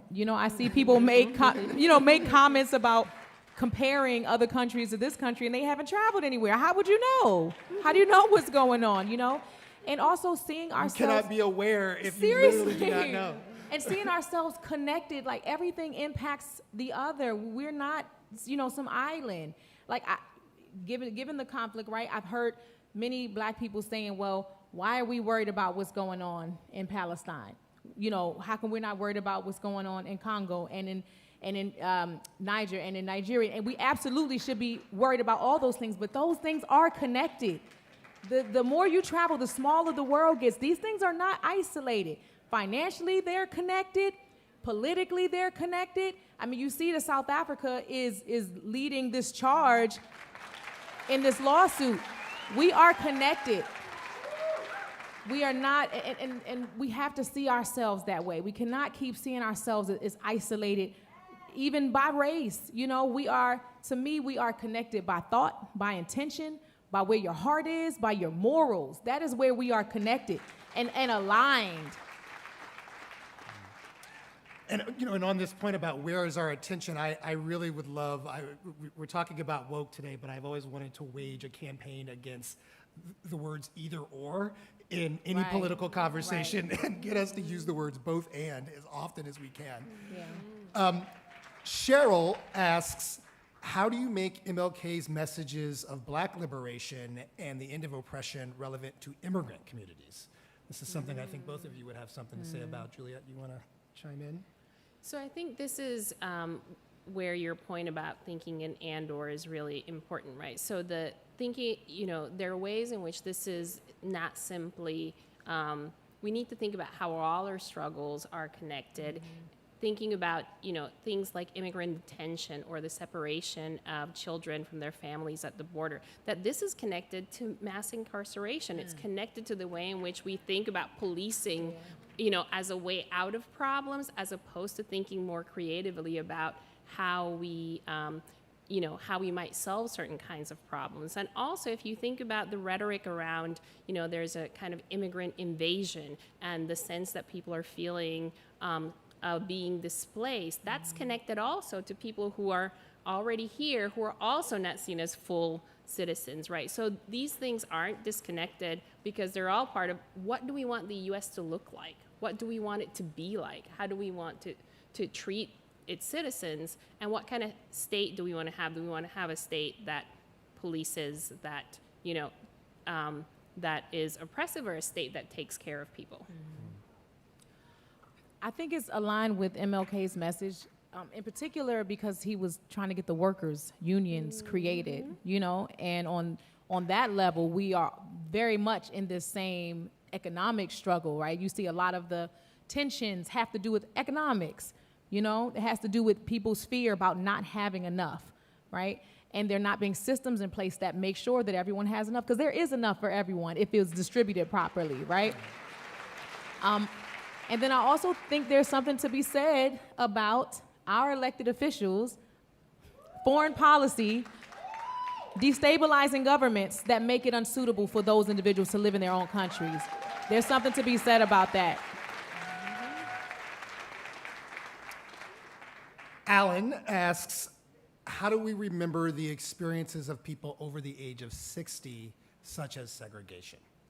And as somebody who's studied so much of that era, Juliet, I think it's a good question. How do we, in a media and political environment that is necessarily so future and youth focused, how do we remember what we could have learned from folks who actually lived through some of the segregation that we're talking about? That is a really good question. So I think this question of memory, of how we remember and what we remember, is so central because, even thinking about the civil rights movement and that sort of romantic narrative that's become the official memory of it, we misremember so many things, and then we also choose to remember some and not others. And so I think going back to those folks and trying to preserve the memory of that time, but also thinking about how it connects to the present, right? Not to be presentist and to say the only reason to preserve it is because of what we can learn from it, but also to think about why it's important to if you look at debates today about, things like teaching the 1619 Project or, how to teach U.S. history, that having an accurate memory of that history is so central, and teaching it and passing it on is absolutely essential.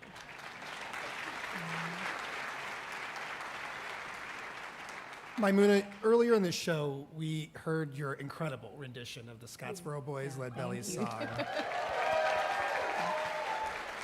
Were you familiar with the song before this? I was not, and I was also interested that he used the word woke in the track. I was like, wow, they've been saying this since back then. But you had just come to him. Tell me, what are your reflections on him now that he's come to you? Well, I love that he was a political activist in making music about such what could have been a possibly dangerous topic at that time, like that he was really stepping out on faith and singing about things that could have gotten him harmed at that time. It was very brave of him to do that and to lift up the story of the Scottsboro Boys. That was very courageous. Your rendition was wonderful. You also have a song called Say My Name that is a tribute to Sandra Bland. Mm-hmm. Sandra Bland was, of course, the 28-year-old black woman who was found hanged in a jail cell in Texas in 2015. Can you tell us about that song? Yeah, so I remember watching on YouTube, I watched her be pulled over and handcuffed and arrested, and when we found out that she had been hanged in prison, I just remember seeing so many of the comments just having so little remorse for this woman, saying things like, well, she was probably talking too much. Black women are real mouthy.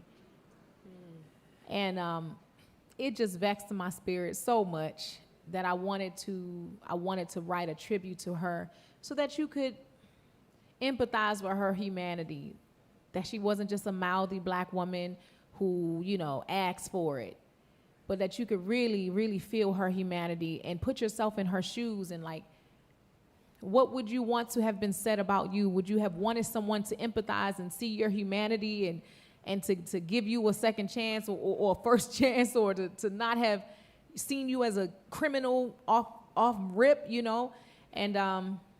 And and I wrote it in a doo-wop style, you know, as a tribute. You know, we tribute our ancestors with the doo-wop style.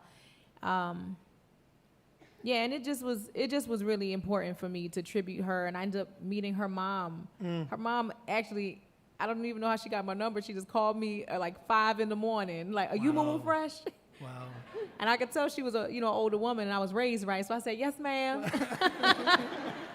And she said, "I'm Sandy's mom," and I just broke out in tears. You know, we just built a very beautiful connection around that, and I told her I would make sure I would always lift her daughter up and tell her story and embody her humanity, you know. That is a lovely thought for us to close on. We are going to have to leave it there. Before we go, Mumu Fresh is going to give us one more performance. So let me get some business out of the way for her while we do that, while she gets ready to do that.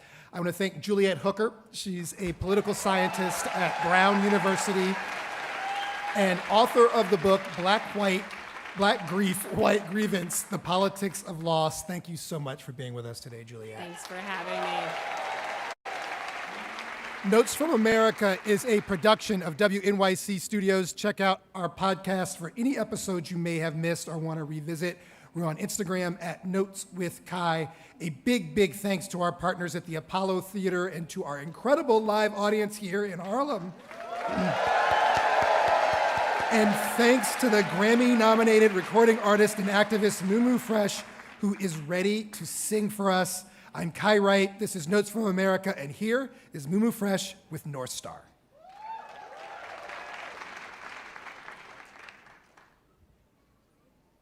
I had planned to do North Star, but I think I'm gonna go ahead and do Say My Name for you all since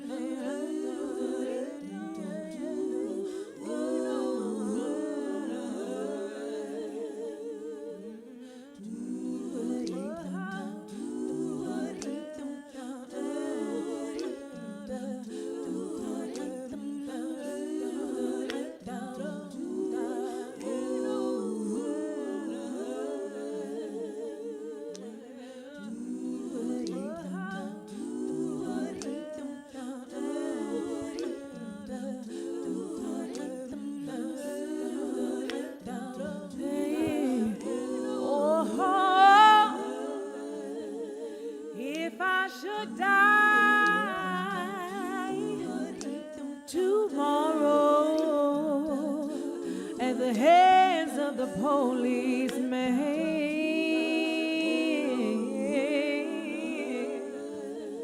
If I should die tomorrow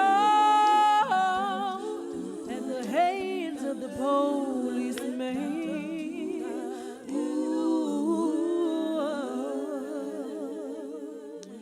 and the papers say we're gonna call it a suicide, would you even question why?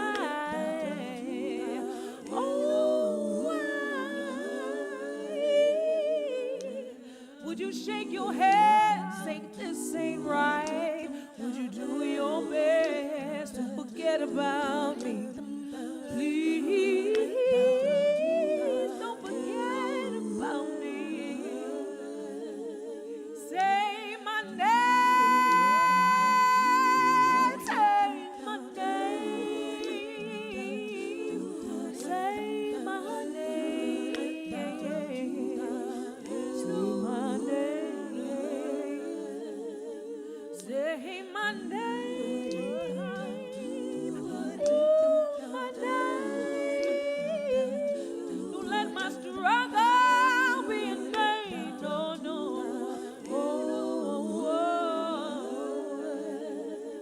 If I should die tomorrow at the hands of the policeman,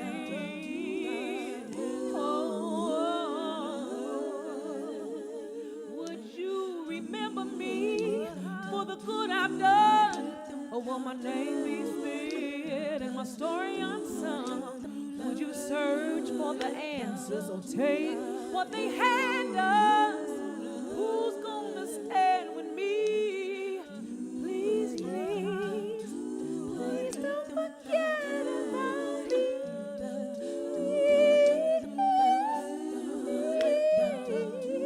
Don't forget about me. Just say my name. Say my name. Say my name. Say my name. My name.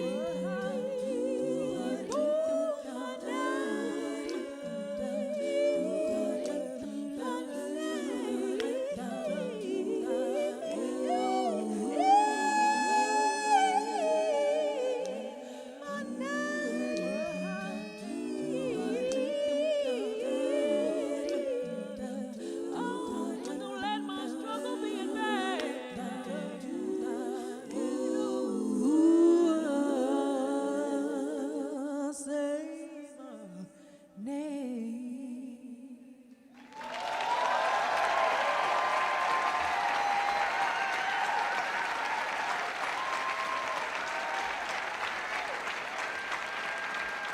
Mumu Fresh, everybody.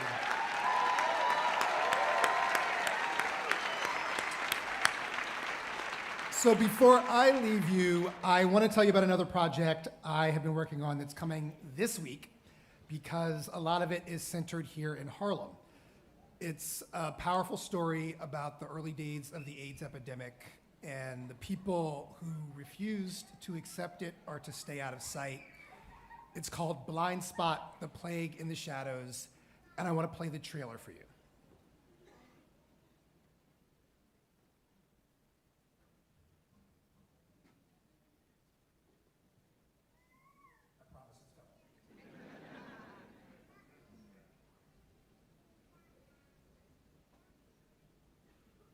Well, while they're sorting it out, in the late 1970s and 80s, New York City could be a dangerous place. People just started like disappearing. Like one day they were there and the next day they were gone.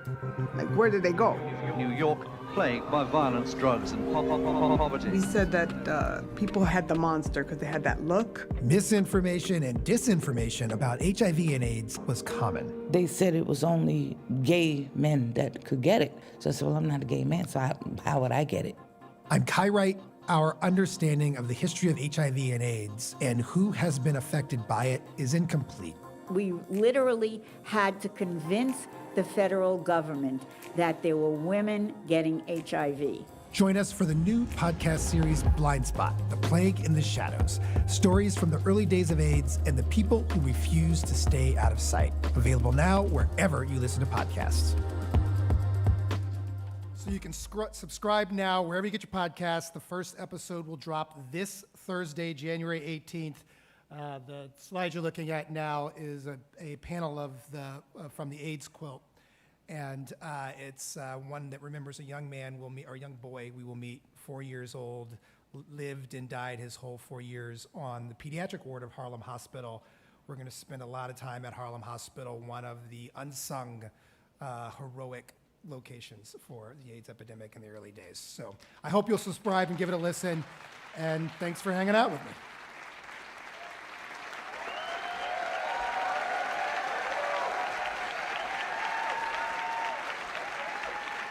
Another hand for Kai Wright.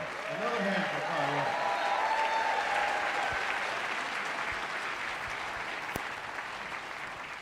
Well, tell me, how are you liking the Inconvenient King so far? All right. We have more for you. New York Public Radio's Brian Lara engaged in conversation with the co-authors of Just Action, Richard and Leah Rothstein. The father-daughter duo spoke on a wide range of subjects: housing segregation, the role of local, state, and federal government, and how to awaken allyship and activism. Ladies and gentlemen, Brian Lara.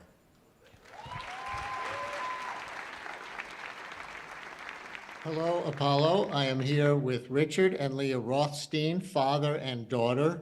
Their passion and expertise is fighting housing segregation. Richard is a distinguished fellow at the Economic Policy Institute think tank and a senior fellow emeritus at the Thurgood Marshall Institute of the NAACP Legal Defense Fund, and well known for his 2017 book about the history of official housing segregation and discrimination called The Color of Law. Leah has led the Alameda County, California, and San Francisco Probation Department's research project on reforming community corrections policy to be focused on rehabilitation, not punishment. She has also been a consultant to nonprofit housing developers, cities and counties, and others on affordable housing policy and finance. And together now, Richard and Leah Rothstein are co-authors of a book called Just Action: How to Challenge Segregation Enacted Under the Color of Law. So Richard and Leah, thanks for doing this, and welcome virtually to the Apollo Theater. Thank you. Thank you. Leah, on the title of your father's book, I will give you the privilege of describing his book to everybody else, The Color of Law. Would it be right to say that that title, that phrase, has kind of a double meaning? Certainly. So the book it takes on this notion of de facto segregation, the idea that basically that the law is colorblind, that we are segregated as a society by accident or by personal preference or private actions, that the government had nothing to do with it. And the Color of Law took on that idea, basically debunked it, called it an utter myth, by brutally laying out sort of all of the government policies that went into intentionally creating a segregated society. So the fact that the law is colorblind is also a myth. The Color of Law explains how, local, state, federal policy took intentional actions, unconstitutional actions, to ensure that whites and blacks lived apart from each other. And this wasn't just in the South. Richard, I saw a New York example that you wrote about in the New York Times just a few years ago that described how the New York State Legislature amended its insurance code in 1938 to permit the Metropolitan Life Insurance Company to build large housing projects, quote, for white people only. I think that was in the language somehow, you tell me. First, Park Chester in the Bronx, which a lot of our listeners on the radio or audience members at the Apollo know, applaud if you're from Park Chester, and then Stuyvesant Town in Lower Manhattan. Want to tell our audience a little bit about that story? Well, sure. The insurance company wanted to build those projects. MetLife, the president of MetLife testified that he would not rent to African Americans in these projects. But in order to go ahead with the projects on that basis, or on any basis really, he needed authorization from the state legislature.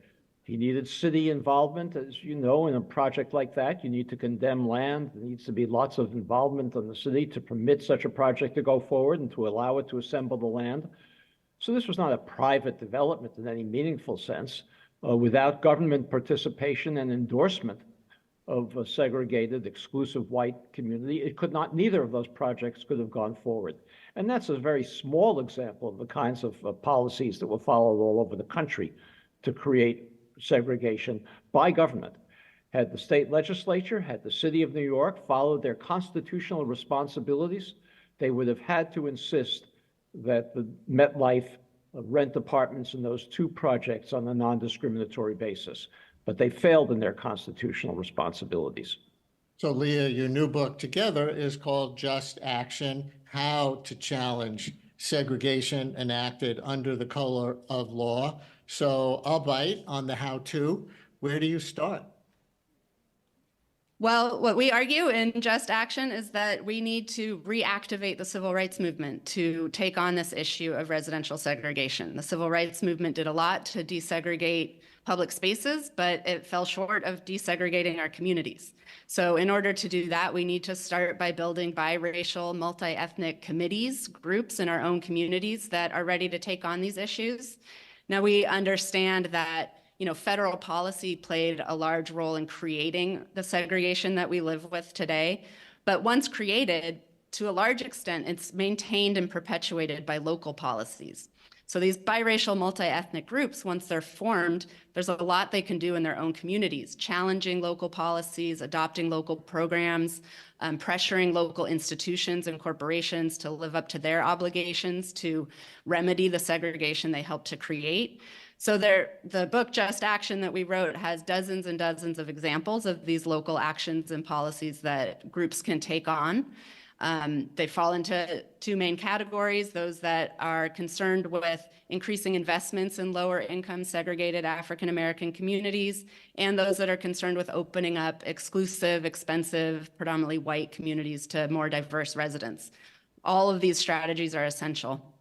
And Richard, I know you've written extensively on segregation in education as well.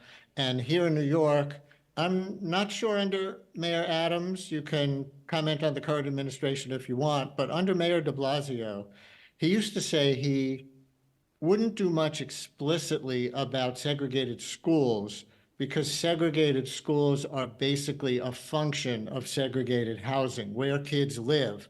So he wanted to focus on that and hoped it would trickle down to school desegregation. I wonder how much you would agree or disagree with that as a tactic. Well, I fully agree with that. That is the primary reason that we have segregated schools, is because of segregated neighborhoods. It's actually a little bit less true in Manhattan and other densely populated areas of New York City, where you actually can draw school attendance boundaries in a way that would create more neighborhood schools that were not segregated. But in much of the country, that's not possible. In almost all of the country, that's not possible. You'd have to subject children to long bus rides away from home, take away the ability of parents to participate in their local schools, in the schools that their children attend. If you did that, what we need are desegregation of neighborhoods so that schools can become diverse and not overwhelmed with concentrated poverty and concentrated disadvantage. This is actually how I came to write the book, The Color of Law. In 2007, the Supreme Court prohibited the school districts of Louisville and Seattle from embarking on a very token school desegregation plan because they recognized that school segregation was not advantageous to the achievement of Black children. And the Supreme Court prohibited them from doing it, and Chief Justice John Roberts wrote his opinion prohibiting this very token plan. It was a school choice plan. It wasn't mandatory. He wrote an opinion saying that the schools in Louisville and Seattle were segregated because the neighborhoods were segregated by private activity only. Government had no role in doing it. And I realized from my reading in the past that these were segregated by government. The example I gave in The Color of Law about Louisville is a white homeowner in a suburb of Louisville who sold a home to an African American in his community, and the state of Kentucky arrested, tried, convicted, and jailed with a 15-year jail sentence the white homeowner for sedition, for having sold a home to a black family in a white neighborhood. And this was well known. This is no secret from Chief Justice John Roberts. The notion that government had nothing to do with the segregation of Louisville or Seattle is mendacious. You know, there's an old saying, I think it's actually an African proverb, that goes, not to know is bad, not to want to know is worse. And I wonder if there's something, Leah, in that concept that can be used to help build the allyship that you've been talking about. Yeah, you know, we live in a very segregated country. I don't think anyone here, any of us can deny that. We all live in areas that are segregated by race, particularly whites and African Americans living far apart from each other. If we look at that and think that that's just natural, that's just how it's supposed to be, that's just something we have no control over, then, you know, we have no obligation to do anything about it. We have no desire to learn how it came to be that way. And, you know, we also don't have to confront all of the consequences of that segregation. The segregation of our country underlies our most serious social problems: health disparities, economic disparities, educational disparities. You know, those who grow up in segregated African American communities have shorter life expectancies than those who grow up in white communities. So we're talking about quality of life, length of life. This isn't something we can ignore. And so, you know, willfully ignoring why we're segregated, what the consequences are, just ensures that we continue to perpetuate these issues and these problems. And, you know, they affect all of us. It's sort of, it's unwise to think that some of us can get out of the effects of segregation. And so once we confront that and start to learn about how it came to be, we start to see, you know, in reading, for example, The Color of Law, that the government had a huge role to play in this, took actions that were contrary to the Constitution. And when our government does that, we have an obligation to do something about it. And I think that, you know, The Color of Law was very popular around the country, I think partly because we didn't know about this history, you know, collectively. We had forgotten the way that the government created segregated communities. And once we kind of remember and reckon with that history, it gives us an obligation to act. And so I think it's worse to not want to know, because then we continue to perpetuate these problems and these issues and think that we have no role to play in fixing them. Let me add that there's an enormous desire to know in this country. I don't mean to boast, but The Color of Law sold over 1 million copies. It was on the bestseller list for over a year. The readership was primarily just because of numbers, whites, although large numbers of African Americans read it as well. And they passed it around to friends and colleagues and neighbors and held book groups about it. People were stunned to learn this history, and they were desperate to learn more. The reason we wrote Just Action was because so many people who read this book said, we didn't know this before. Why weren't we taught this in school? Why didn't we learn this in our classes? What can we do about it now? And that led to the book Just Action. So I think there's an enormous appetite in this country to learn things that have been hidden from them and forgotten. And that's expressed by the readership of The Color of Law and by the interest in this new book, Just Action, which tells people how they can actually do something to remedy it. Richard and Leah Rothstein, thank you very much. Thank you.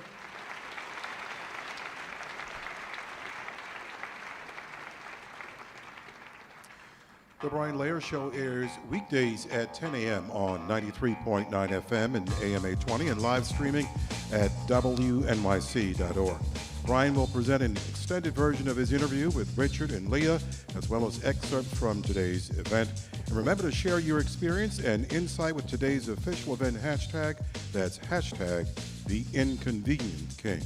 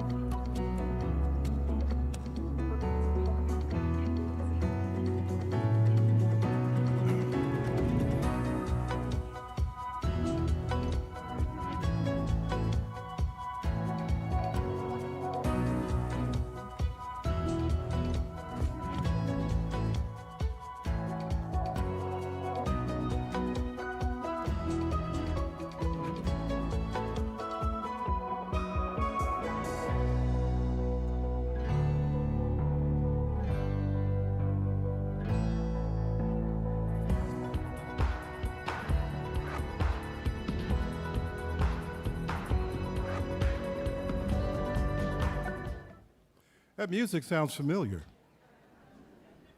Shout out to those who join us on weekday mornings for Morning Edition on 93.9 FM, AM 820, and live streaming at WNYC.org.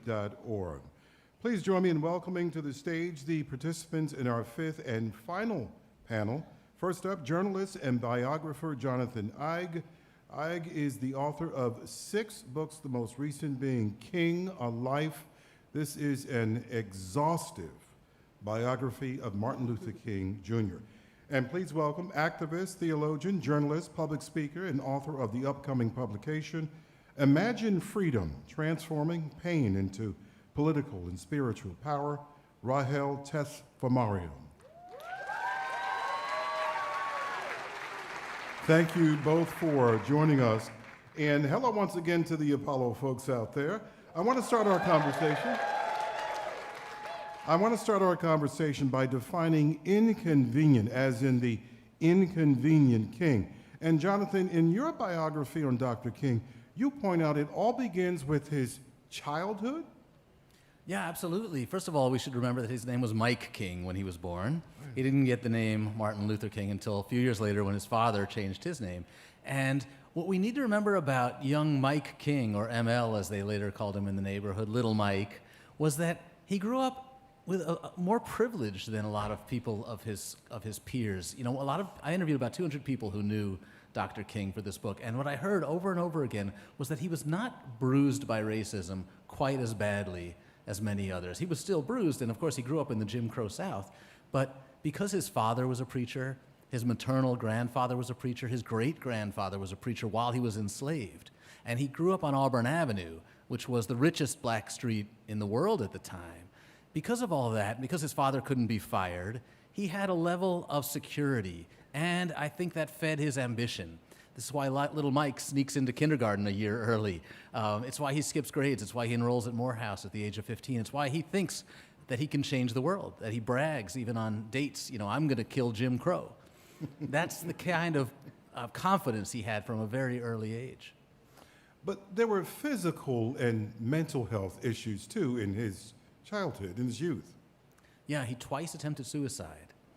At the age of 13 and 14, both times after feeling grieved, first that his grandmother had been badly injured, and then when his grandmother died, he jumped out the second-story window of his home, both times.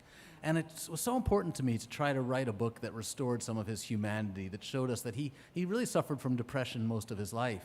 And, I mean, who wouldn't feel depressed and anxious and knowing that the government was surveilling him? He'd been stabbed in the chest, he'd been punched in the face, his home had been bombed 3 times, he was arrested dozens of times. But he felt those things. We need to remember that he was a person with feelings and failures and insecurities. And I just think that we need to remember that our heroes don't have to be perfect. You know, mental health is a really big, mental health among youth is a really big issue now. How was it dealt with in his youth? It wasn't talked about. And of course, you know, once King became successful and famous, and once the FBI began surveilling him, it became more difficult for him to talk about his feelings. At one point, some of his friends suggested that he might want to see a psychiatrist, and he couldn't do it because he felt like the FBI would find out and would use that against him.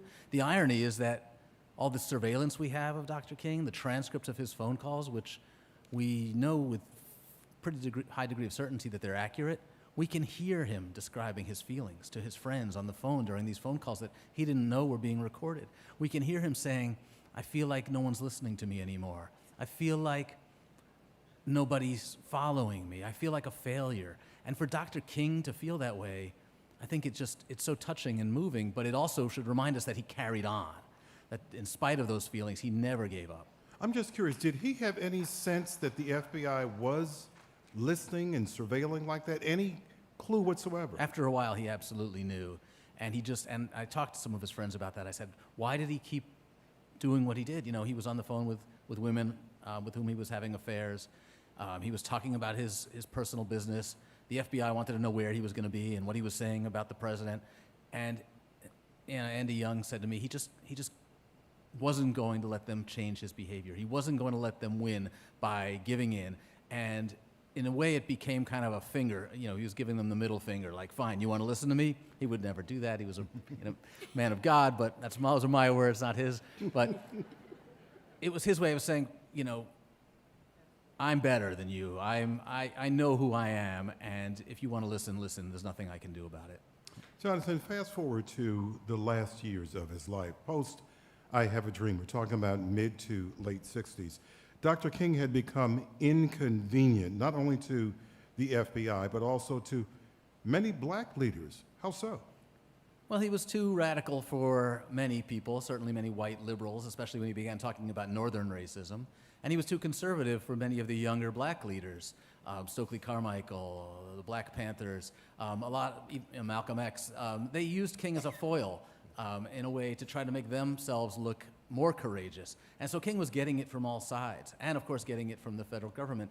And what's amazing is that even some of his closest friends were saying to him, why don't you try being less inconvenient? Why don't you try just focusing on voting rights in the South, where we know we're most successful and where we raise the most money? When we talk about issues of Southern segregation, the Northerners won't mind.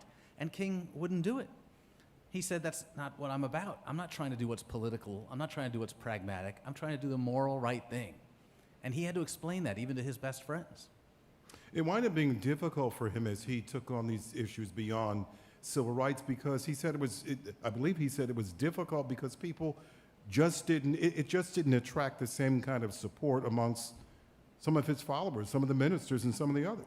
Well, yeah, and one of his greatest frustrations was with the ministers, and that's what the letter from Birmingham jail is all about. He's saying, people are telling us to be patient. People are saying to wait. We're making progress. Just give us more time. And that angered him perhaps more than anything else. It angered him in many ways more than the blatant racism of Bull Connor in Birmingham, because these were people who he thought were men of God. And he thought they were coming from the same place he was coming from, which is that God says we're all God's children. We're all made in God's image. There can't be differences between us. And if you're telling us to wait, you're just extending that misery. You're extending that lie. And he wouldn't take it. He wouldn't fathom that.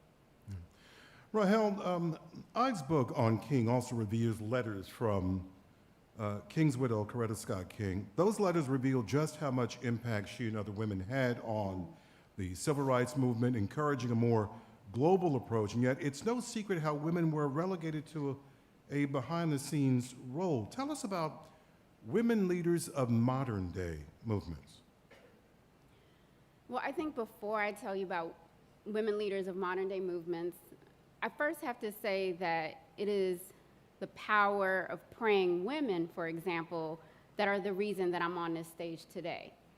So I first and foremost have to say that women who lived in Queens, in the South Bronx and Harlem, women who are also African and Eritrean. And so I want to bring those women into the room with me, because one of the ways that we resist exclusion is to radically bring people into the room. So I bring those women into the room, onto this stage in this very moment, because who we all are a product of them. And so the exclusion of women doesn't just happen in movement space, it happens in every facet of society. And when I became a mother, I became enraged by that fact, because I thought about what it takes to bring children and babies into this world. What it takes of our bodies, of our wombs, the 10 months of nurturing, the maybe year of breastfeeding, the years of caring for a child. To do that as you care for a community, a world, a continent, is unimaginable. So first, let's acknowledge women, okay?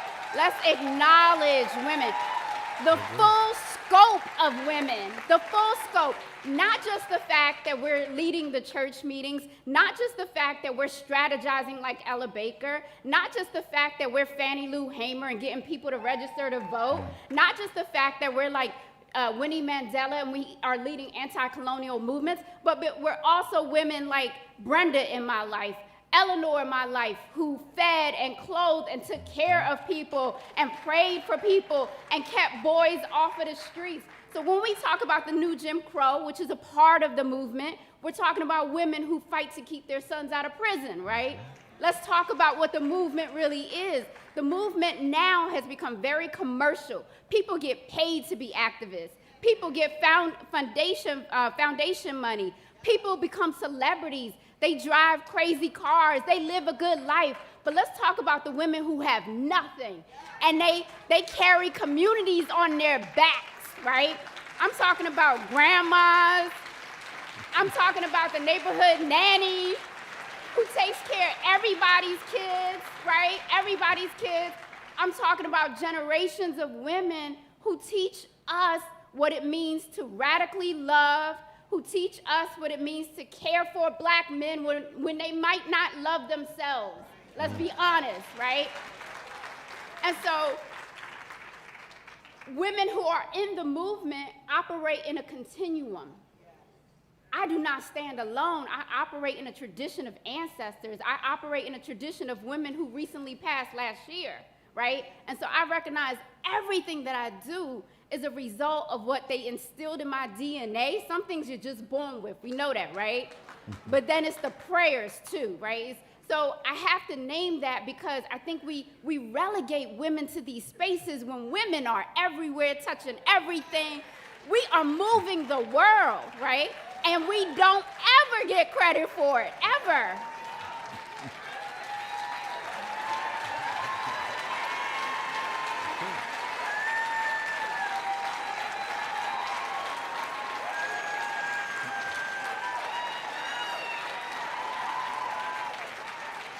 Rahel, you touched on something brought up in the last panel, allyship. Are you implying leaders of the new school of civil and social justice have a different notion of allyship? Allyship. So I've recently been talking about radical inclusion. And first, let me explain to you why I've been using the word radical a lot, right? When you look at places like Palestine, what you see is white supremacy being radically evil, right? You see white supremacy being radically demonic. You see white supremacy being radically oppressive, right? And so if they're gonna come that hard, and I come from the tradition of hip hop, we talk about ante up, right? Ante up.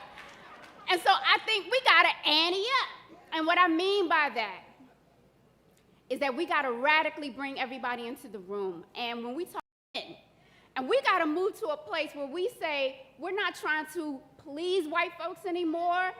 We're not interested in the white gaze. White people can stare as long as they want. And what I mean by that is our blackness should not be defined by the white gaze.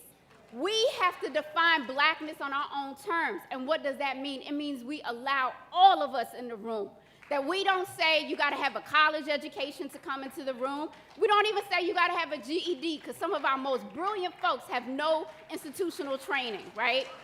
Our people are resourceful, our people are brilliant, they're creative, and that's largely why white supremacy is so obsessed with blackness, because it's trying to replicate it. And it has realized that as long as it can take our culture and keep profiting off of us, right? Because that's really what's happening. So it takes us recognizing that we already have everything that we need, and we just have to ensure that they don't get access to what Nipsey called our natural resources.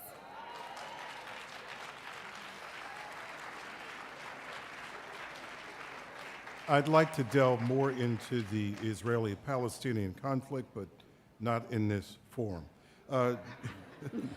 Don't get me started. I'm You do not want to get me started on that. Okay, go ahead.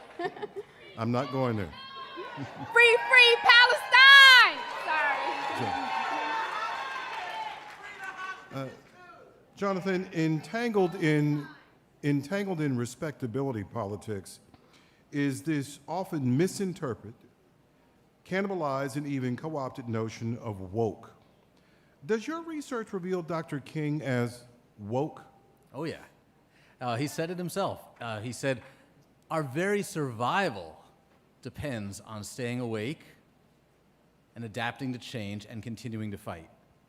Our very survival.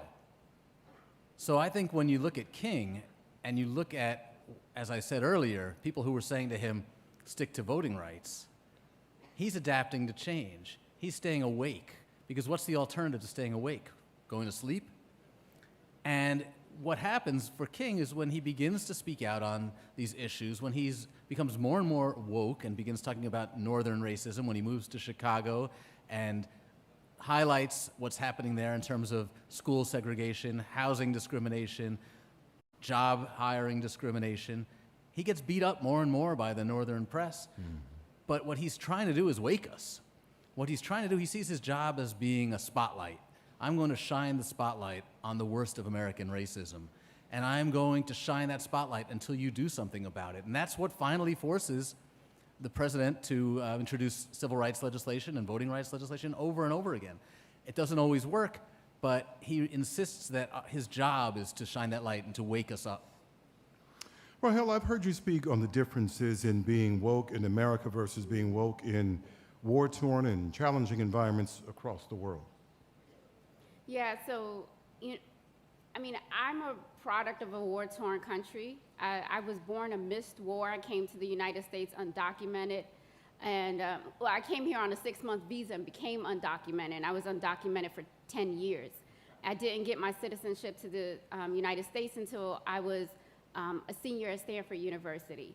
And so I share that story because a lot of times, one, we don't think about how these conversations about immigration and all these issues go beyond the images we see in the media. They're not just, Mexicans at the border. They're also people coming from the Congo. They're people coming from the continent. And so one thing about United States activism, a lot of times people sign up for activism as if it's a career pursuit.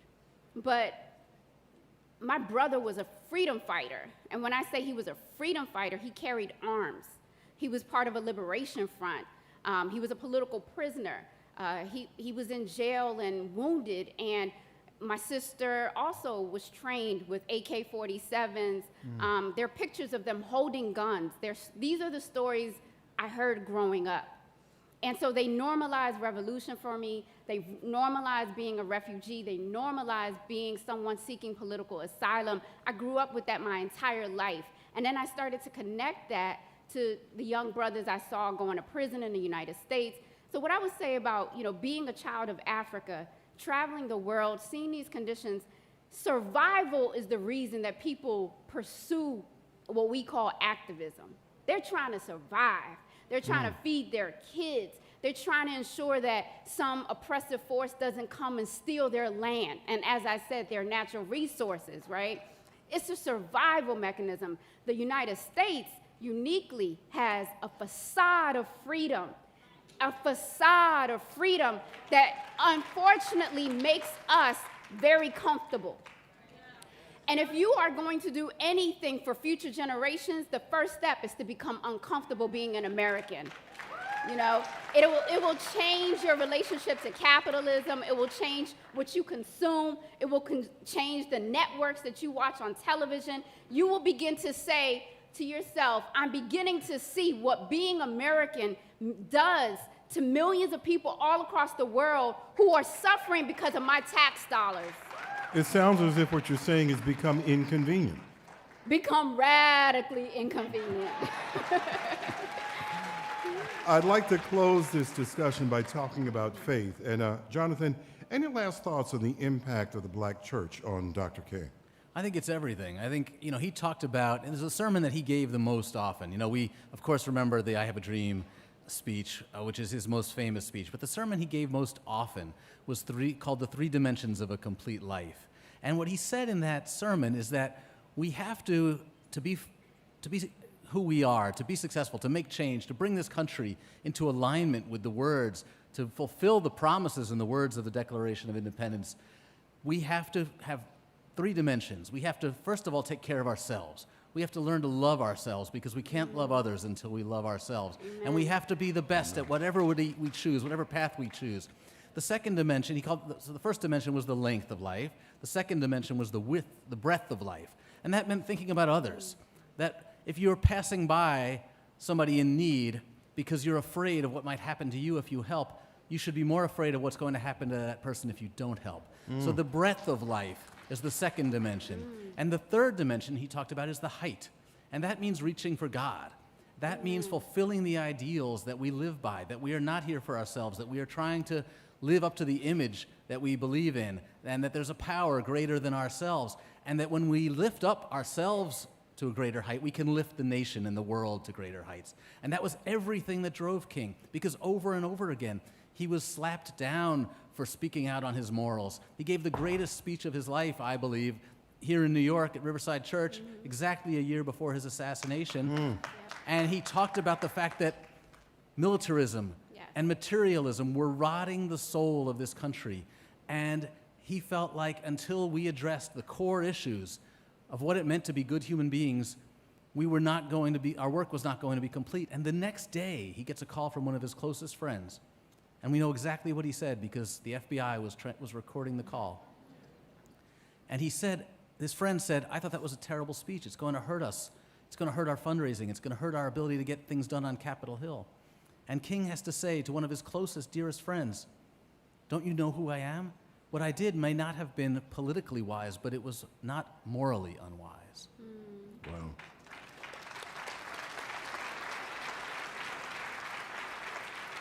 Rahel, what about the intersection of King with your calling, Black liberation theology? You know, a lot of times, let's be honest, Black folks don't know what Black liberation theology really is. And I say that because every time I talk about it, people are like, "Can you explain that to me? Like, what does that mean?" And so I would say in very simple terms, it's us knowing we want to be free, we deserve to be free, and that God is fighting in this struggle with us to get us free. You know, so that's the most simple way I can put it. And if we look at Jesus Christ as he truly was, the Jesus Christ that Dr. King worshiped and served and prayed to, and the one that I do, right? And it's the only one that I worship and pray to, right?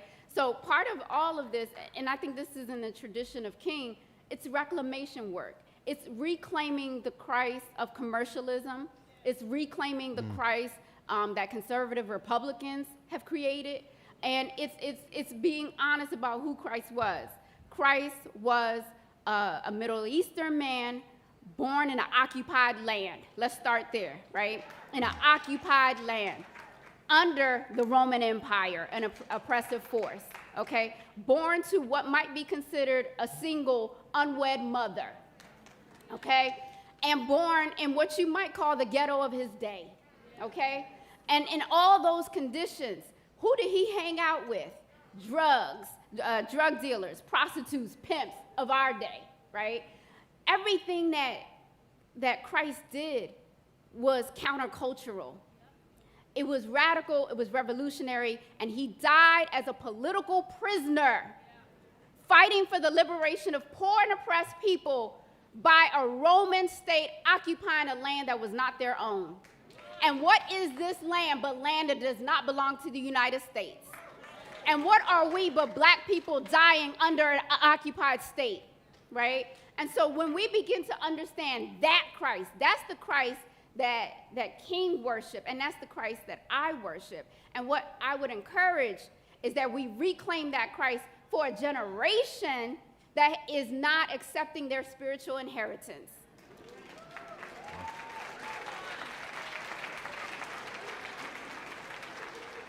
Jonathan, I have to ask you this. There are more FBI surveillance tapes going to be released, I believe, in 2027. Right.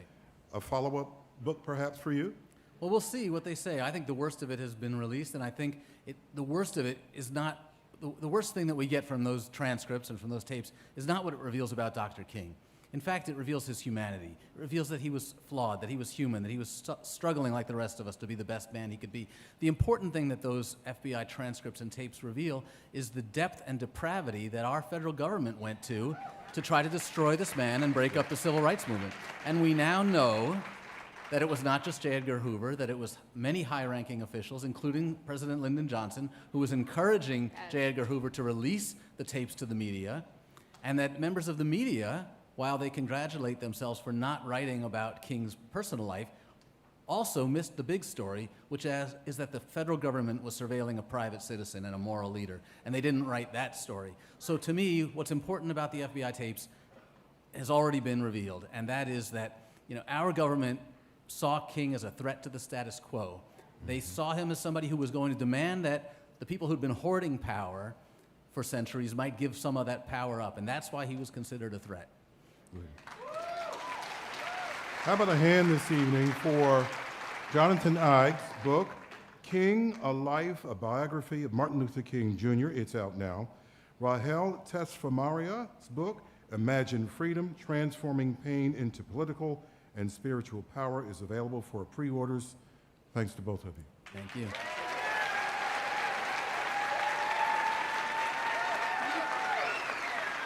And before we wrap up with our finale, I want to extend special acknowledgement to Aaron Robinson for colorful and brilliant artistry visually represented in the MLK 24-image scene throughout today's presentation. Apollo Theater, thank you for your enthusiasm. Thank you for your time. Thank you for your attention. Please welcome back Mumu Fresh. Thank you. So to close out, I need you all to sing with me, all right? This is going to be a community song, all right? So here we go. The words are shine your light, all right? So when I point to you, you're going to say, shine your light, okay? In the face of all darkness, we're going to continue to shine the light and be the light, be examples of God's goodness and God's grace.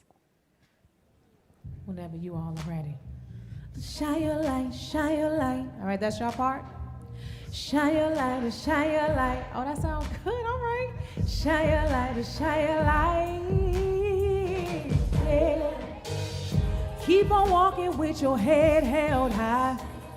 Keep on talking like you heard it from the sky. We ain't gonna let them bring us down. You know we come too far to give up now. The chosen people bear the hardest load. Heavy is the head that wears the crown, you know. Give them thanks cause we got soul. Baby, shake it off and let those good times roll. And let's party. Whoa, come together. Get out of the troubles of the world. And let those good times roll. It feels so good to be alive. 3 times. Shine your light, shine your light, shine your light. 3 times. Shine your light, shine your light. All right, good job.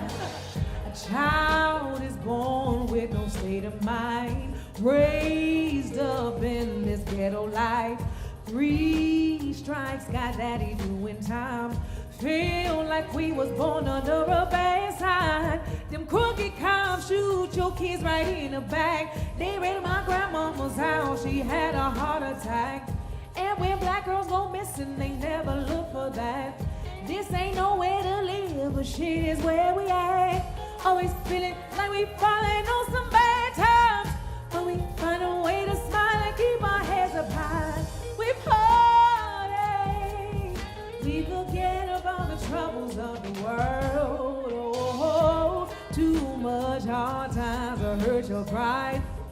The ones that you love don't ever do you right. I keep on living with my head high. Everywhere I go, I'm gonna shine my light. I'ma stand on my feet if I have to die. I'll never live on my knees, no, just to pacify. People, don't you have no fear tonight. See, God's children were promised everlasting life.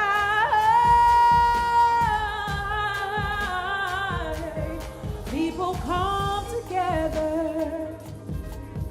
Don't you worry at all. And let those good times roll. 3 times, all right? Shine your light, shine your light, shine your light. Shine your light, shine your light, shine your light, shine your light, shine your light, shine your light, shine your light, shine your light, shine your light, shine your light, shine your light. Oh, shine your light, shine your light. Woo! Thank you. One more time for Mumu Fresh. You have been a fantastic audience. Thank you very much. On behalf of the Apollo Theater, New York Public Radio, WNYC, and the March on Washington Film Festival, thank you for honoring the Reverend Dr. Martin Luther King Jr. Remember to share your experiences and insights with today's official event hashtag. That's hashtag the Inconvenient King. This has been MLK, the Inconvenient King. Thank you.